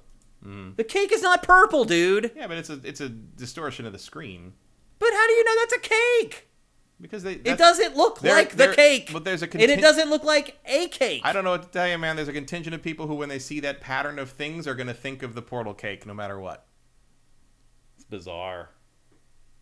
Okay, well, there you go. I'm going to try to find a way to zoom in on the Steelers logo that you can't tell what it is. And I bet you'll be able to always tell what it is. Well, no, obviously. But that's different, dude. I don't think it is. If you change the colors, I'll say this. If you change the colors of the Steelers logo like that is, I mean, that's different. That's purple. Yeah, but you're seeing it on a distorted screen. It doesn't matter, though. It does. Apparently it does. Anyway, that's frustrating. Really frustrating from my perspective. You guys knew how much time I spent on that for it to end in like 2 seconds. That really sucks. Seriously, though, it sucks. Okay, well, it's time for Q&A. Don't ask me anything about Portal, though. And this is for Vidya Games. Send us a DM here on Twitch, or you can send me one on Twitter at Dinfire, or you can send me one on the site at Shane, and we'll get the code out to you ASAP. And congratulations for winning. In fact, I forgot to play your round of applause for winning. Congratulations, man. You did a great job. But everyone with their suggestions in here, they're not making me feel better. So I don't feel like anyone ever puts anything in our chat to make me feel better. I feel like they're always like prodding me. Am I crazy for thinking that? I don't think so. But no? I feel that way. Anyway, congrats, bro. Let's get to some Q&A. See what you guys got for us. JM Rain gifting the tier 1 subs. Thank you, my brother. 500. Oh, wow. What? A total of 500 in the channel all time. That's amazing, dude. Thank you, man. Thanks, JM Rain. That's awesome, man. I really appreciate it.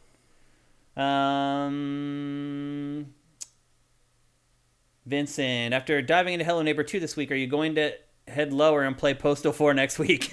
No. I saw the reviews for that today. I'm not. Is that coming out? Yeah, some reviews went up today. They're up on Sifted, and it got murdered. It's not good. Surprise, surprise. Minority Games. Any JRPGs you're excited to play? We just talked about one. Xenoblade. Yeah. Xenoblade Chronicles 3. Absolutely. Are there any others besides those? Yeah. Forspoken. I think that's a JRPG. I wouldn't call that a JRPG. Well, it's Square Enix trying to not make JRPGs. No, that's an action-adventure game. That's not a JRPG. I think it is an action RPG. I mean, it's got JRPGs are anime. Yeah. Or turn-based, or kind of like the, you're talking about Genshin Impact style stuff, which I know is Korean, but like, no. Like Tales of, Final Fantasy, like those are JRPG. Dragon Quest, like I don't consider Dark Souls a JRPG outside of the fact that it's an action RPG made in Japan. That's not the same thing. Okay. If you can call these stupid things immersive sims, JRPG can mean something more specific than RPG made in Japan. Fair enough. Call of Duty says, our brains are weird. I can remember obscure shit from video games 20 years ago, but I can't remember my email password. Yeah. Podif says, zoom into the image very deep. I did. I literally... Yeah, that is a definite zoom. You can tell from the I zoomed way in on these, but I don't want to just make it like this smear of colors. Pixels. Like, there's a balance that you have to walk when you do this, and apparently I'm walking on the wrong side of it. I mean, you got unlucky with the picture of the cake. Yeah. That's all. Really, that's what happened. What was in that screen? Norix Nessie94, what do you think of the rumor of Microsoft paying for chip priority?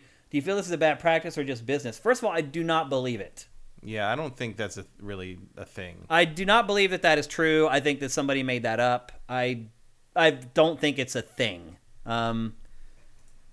I think that was just an Xbox fan, like, trying to understand why there aren't Xboxes on why Xboxes are staying in stock, and PlayStation's not. Yeah, because they're just not. Because they're just not as in demand. But they're not as in demand as PS5s. Right. Yeah, I don't believe that. PS5s probably are lower in availability just because they are a more complicated build and use more specialized stuff. They're using AMD has the same chips that is sending to both. But I don't see any evidence. Have not been presented or seen any evidence that the AMD chips are the things holding the PlayStation production back. Right. We don't know what's doing that. Yeah. But yeah, just if it's even happening. Yeah. You know? I don't think that's true. No. If it were true, how would I feel about it?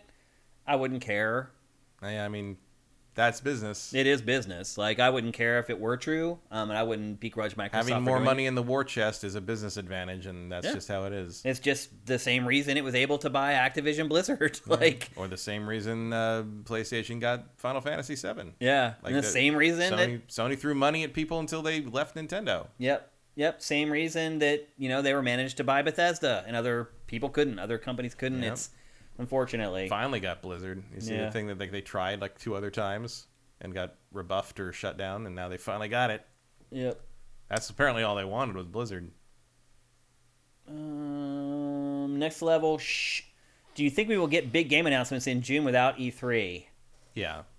I think they're going to still do like some presentational stuff. There's going to be Jeff's stuff. Like, there'll be some things. Yeah. I think there will be. I don't know if define big, I guess I would say. Yeah, I mean, I don't know. I mean, at the very least, Nintendo's got to tell us what the second half of the year looks like. Yeah. I mean, we're starting to get a kind of an idea. We'll probably get a God of War reveal in May because Sony traditionally does do a big reveal of their big game of the year. It'll be interesting if they let Jeff do that, or if they do it with their own. I would imagine they do it on their own state of play or something. State of play. Yeah, they've always done. The last few years they've done a state of play reveal of like their big game of the year. I don't think maybe they didn't do it much last year, but they did it with Last of Us 2 and Horizon. They did Horizon last year. Yeah. Which was supposed to be the big game of the fall until it got delayed. Yep. So yeah, I think they'll be big, like massive. I wouldn't commit to that. I think a lot of these publishers are going to reserve that stuff for their own shows, and I think that what we're seeing already is those shows look like they're going to be stretched out. Like, I think that's happening again. Yeah. Yeah, I saw that THQ Nordic already announced its like E3 thing for like August. Mm-hmm. So yeah, I think that stuff's going to be more stretched out. They seem to mean it when they say summer. Yeah, like you got 3 months to get it done, basically. Yeah. Congram 1, the recent content patch in Final Fantasy XIV, and I like that you use Roman numerals. There was a limited area of housing plots to be handed out in a lottery system. There was an error, and people freaked out, asking for employees to be reprimanded and fired. What? How did I miss this? After hearing the discussion of NFTs and crypto, good connection, do you think ownership of these digital assets are causing an unhealthy obsession? For some people, Some people don't really seem to have a control over their responses to that kind of stuff. Yeah. Like they feel, I think it's a lot of FOMO. Yeah. Because I think they're looking at it like real estate, where there's only so much land, and if you don't get make more digital content. Yeah, like, you can always just slap another tile on to the other side of the world. Like, there's no reason to make it limited. Like, like a lot it's of false. Yeah, a lot of games solve that by just everybody goes in the same house, and you get loaded into your personal one. And I can see where the connection between the crypto and the NFT is coming from, because NFTs, it's false scarcity. Yeah. You're creating the scarcity. It's not that it's actually scarce. You're just like, I'm not going to make more so that it's more valuable. Yeah. And the false scarcity of that doesn't really seem to appeal to people for the most part, unless you're already invested. Like, I mean, that was what Shroud of the Avatar tried to trade on. That Lord Garriott thing that got sold off a couple years ago. But like, the whole thing was like you got to have player housing, and it was like the Kickstarter, you got to reserve your house, and like you're guaranteed a plot of land in this area or that area. And I was like, And in the end, nobody cared. Yeah. You know, like, it doesn't matter. Like, and so this is an easy fix. It's ridiculous to think people should be fired over it. No, that's absurd. It's That's absurd. Very silly. These people have families and kids. Hey, take this guy's job away because I didn't get some. Because I didn't get my imaginary house. Like, go away. Grow up. Go. I think that's a big part of the problem. You wanna These play people that game? aren't grown-ups. They're like tweens or whatever. You want to play that game, go buy some spaceships at Star Citizen. Yeah. Erebus Jones, with the war in Ukraine looking very likely to continue for some time, unfortunately, that is really starting to hit home at this point. I really was hoping that when Russia started withdrawing from Kyiv, that might be a sign that maybe things are going to wrap up, but no. It was just them pulling back to attack somewhere else. Dirty scumbags. Anyway, how do you think Nintendo is going to sit on Advance Wars rebooted indefinitely? Surely not. No. I mean, they delayed it again today. But who knows? I mean, they don't really need to release it. You know, right. It's not the cornerstone of any of their financial plans, so they can kind of hold it until they feel it's appropriate. Maybe the better question is, when will it be okay for it to be released? Because, like, if Nintendo released Advance Wars, I wouldn't be offended. Would you? No, I mean, I think they're holding it back because there's an equivalent nation of Russia that is very belligerent. Oh, that's right. I forgot about that. I forgot about that part. So, like, I think that's the key. It's not just because there's a war in it. It's because there's a stand-in for a Russian, very thinly veiled Russian stereotype nation that is actively an aggressor in it. And I would imagine they will hold that until they feel that either the situation is over or the situation has sort of settled into just the way things are, or maybe we'll never see it. Who knows? Like, there's some games that never came out after 9/11. That's true. So yeah, or were altered. Twitch for Fun, thank you for gifting a sub to one of our community members. That's awesome. Erebus Jones, thank you for subscribing with Twitch Prime and for asking a great question. GameSpot gave Postal 4 a 1. Wow. So yeah, I won't be playing that one. I'll pass on that one. That's crazy. Sound Wizard, thank you for gifting subs to our viewers. That's awesome. Listeved, Sonic 2 review. I loved it with my kids. No, I still haven't seen it, unfortunately. Yeah, I haven't seen it. Yeah. I imagine I probably won't until it comes to me streaming. Either. Yeah, I'll watch it on video. I did watch the... people always ask me about horror movie recommendations. I did just watch, in the last week, the Texas Chainsaw Massacre reboot. Yeah, I didn't hear anything good about that. And neither had I. And then I watched it, and it was not as bad as I was led to believe. There is one scene in that movie that is terrifying. He gets on a bus, and people can't get off the bus. And he has a chainsaw. That's terrifying. Bad situation. It is a bad situation to be in. And it goes on for like 15 minutes. I was like, okay, like I'll say this, like the gore in that, if you're a little gorehound like I used to be, it's pretty good. I watched the whole thing without turning it off, so... You can gorehound, but you'd wince at the Mortal Kombat fatalities? No, wait, what?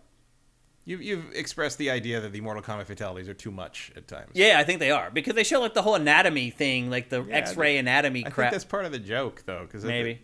It doesn't actually look like that. We're much messier inside than Mortal Kombat would leave you to believe. Deadly Virus isn't Gamescom in August. It is in August. Yep. Yeah. And it's in person this year.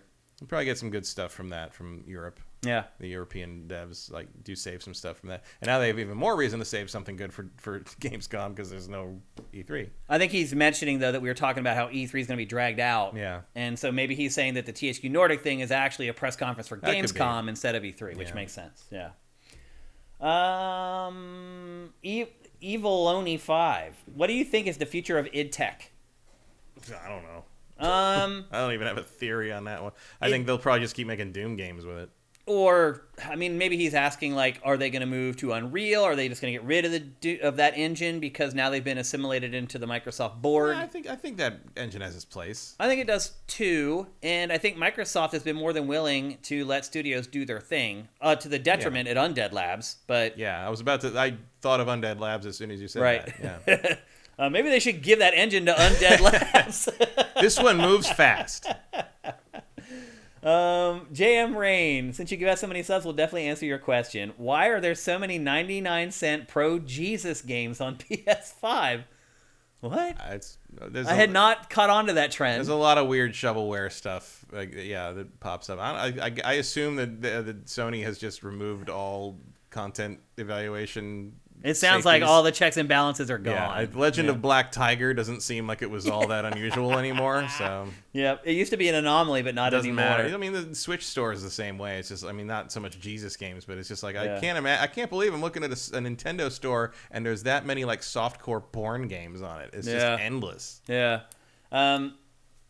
Yeah, I mean, right now, obviously, the timing with Easter, maybe that's why you're seeing them. Yeah, it could be pushing the algorithm, be pushing that up. Yeah, or it could just be that they all released them in the last 2 months, knowing that Easter was coming. And it is the time of year. It is. Yes, absolutely. He is risen, but the prices are lower than they've ever been.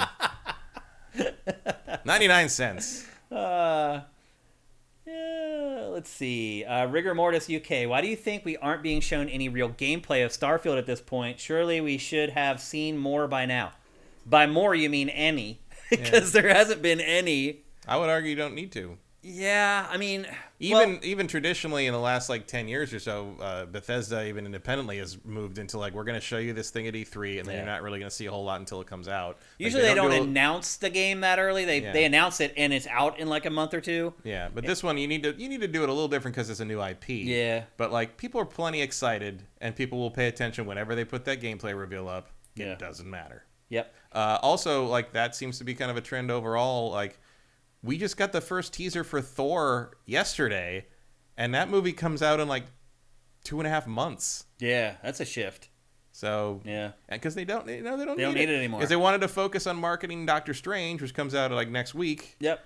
Or 2 weeks from now, and then you'll worry about Thor. Thor's going to sell itself. Starfield is already good. The core demographic knows it's there. They're excited about it, and then you'll run the ads in the last month or 6 weeks before release on NFL games and everything, and that's how it works. Yeah, with social media, you don't need as much time anymore. No, you really don't. The runway has gotten shorter and shorter. Yeah, you can get it done real quick. Cinetike, why did the Japanese gaming market shrink so much over the years? Following today's Good Morning Gaming episode. Yeah, so the top selling game in Japan last year sold less than 3 million copies. That's pretty crazy. And there was a handful that sold around that. Actually, I think it's 2.5 or 2.3 million or something. What was it? Monster Hunter Rise. Oh, of course. But man, it's crazy. Mobile has taken that market over in such a huge way. Yep. I mean, you go to Tokyo Game Show now, it's more than half mobile. Yeah. And when we first started going to Tokyo Game Show, it was 10 or 15%. It was just E3 too, basically. Yeah. And by 2010, it was just mobile almost stuff. Half and half. Yeah. It's just the way it is. It's just mobile stuff and stuff you'd already seen at other things. The one thing I don't think people understand if they've never been to Japan is that people don't spend time at home, generally. Yeah. Now, there are some people that do. But generally, people do not spend time at home. They get up, they get on the train, they go to work. When they get off work, they go to a bar or a restaurant. They go out somewhere. Yeah, and they eat entertainment dinner, is almost universally out. Yep, have a couple beers. That's why they made the GameCube the way they did, because people. Another reason why people don't care that they have small apartments there is because they're hardly there. They're basically just going there to sleep. So it's just a different culture, and they're always on the go, and that's why you see mobile exploding, and that's why you see the Switch being successful while everything else tanks. And PS5 is tanking in Japan. It's doing awful. And every console, unless it's a portable like Nintendo's, is going to do terrible. Yeah, but Sony has begun to accept that it doesn't matter. Yeah. You don't need to worry about being successful in the home country anymore if you're going to sell millions overseas. Yep. Nolan Elric, Elden Ring Legend Let Me Solo Her has been modded into the game as an NPC summon. That's just a mod somebody added. That's not a real. That's not a. Yeah, it's not official from Software stuff. It's just a PC version. Yeah, that whole saga of Let Me Solo Her is pretty cool though. Mm-hmm. And for those of you who don't know, there's this one boss that everyone has trouble with, and there's this guy that has made it his mission to help people defeat the boss. And you just summon him, and he comes in and beats the boss for you, and you go on your way. It's cool. I think it's a really cool story. Deadly Virus Evo with inflation and rising wages. Rising wages? Where are the rising wages at? I don't know. I don't see any rising wages. When will Microsoft be forced to increase the price of Game Pass? I mean, I don't think inflation has an impact on Game Pass. I don't think that's really going to matter there. No. I don't think it's going to happen. iViz, thank you for subscribing with Twitch Prime. That's awesome. Minority Games, thank you for all the bits, man. That's sweet. Do we have anything else? Oh, Squishy Muffin, would Matt be up for streaming games for the channel? Yeah. I think if he wanted to do that, he would have volunteered by now. Yeah. That's pretty much how I look at Matt with Sifted, is if he wants to do something, he'll offer to do it. And if by now he hasn't offered to do it, he probably doesn't want to do it. Okay, I think that's it. That's GameFace 297. Just a few more episodes until episode 300, which I'm still trying to figure out what the hell we're going to do. It's still past 4. Like, so we still made the usual time. Yeah, we had a lot more topics today because I knew we were going to need them. And we can talk forever, no matter what. So I had a feeling we were going to make it through the full time. I didn't know how excited people would be by the topics, but hopefully you guys enjoyed the show. I enjoyed today. I thought we had a great discussion on a bunch of stuff and talked about some things that we don't normally talk about when we have a bunch of games. If you're listening to this show on any of the podcast services out there, and it's on all of them, head by patreon.com/sifted and drop us a pledge. We really appreciate it. Our Patreon numbers are really low. If you want to see the show continue, you got to invest in it. You got to put some cash in the game. You got to put some skin in the game, or the show's going to go away. I'm just being honest. So again, head to patreon.com/sifted and drop us a pledge. If you're broke, I've been there. I'm kind of there right now. I understand that. You can help us for free by subscribing with Twitch Prime. If you're watching the show on YouTube, everything to do that is below in the show description. While you're at it, like the show, subscribe, ring the bell, all that other crap that I hate saying. Please do it because it makes a difference. We're trying to save Sifted here. So anything that you can do to help the show, review the show on iTunes or on Google Podcasts or on iHeartRadio or anywhere else you find the show. The reviews help. I did see that some of you guys went and did that after I talked about it last week. Thank you very much. What happens is when people search for video game podcasts, the shows that have the most reviews and the highest scores get propped up in the results, and people can discover our podcast that way. And that's our biggest problem is discovery. We have no money to market, so everything has to be through social media, through word of mouth, through you guys, because we just don't have the cash to market to get the word out there. So we keep working our butts off here, hoping things are going to turn around. You guys can be a big part of that, and I hope that you guys will do whatever you can to help. I really appreciate it. And with that, I think we're ready to call it a day. I cannot even comprehend what the show will be like next week because I looked at the release schedule, and there's really nothing coming out for quite a while. So yeah, you might want to start telling me what you're going to play so we can at least be on the same page for things. Because we probably do not, like, for instance, both of us did not want to play Hello Neighbor 2. I can promise you that much. That's for damn sure. But thanks to everyone who's on the chat, on the stream. Thanks for everyone who gave out bits. JM Rain, you're awesome. Every week you come in here and you give out subs. Thanks to everybody who subscribed with Twitch Prime during the show today. It makes a difference for us. We really appreciate it. We'll see you next Tuesday at 1 p.m. Pacific, 4 p.m. Eastern at twitch.tv/SiftedGames. Until then, GameFace is up and out.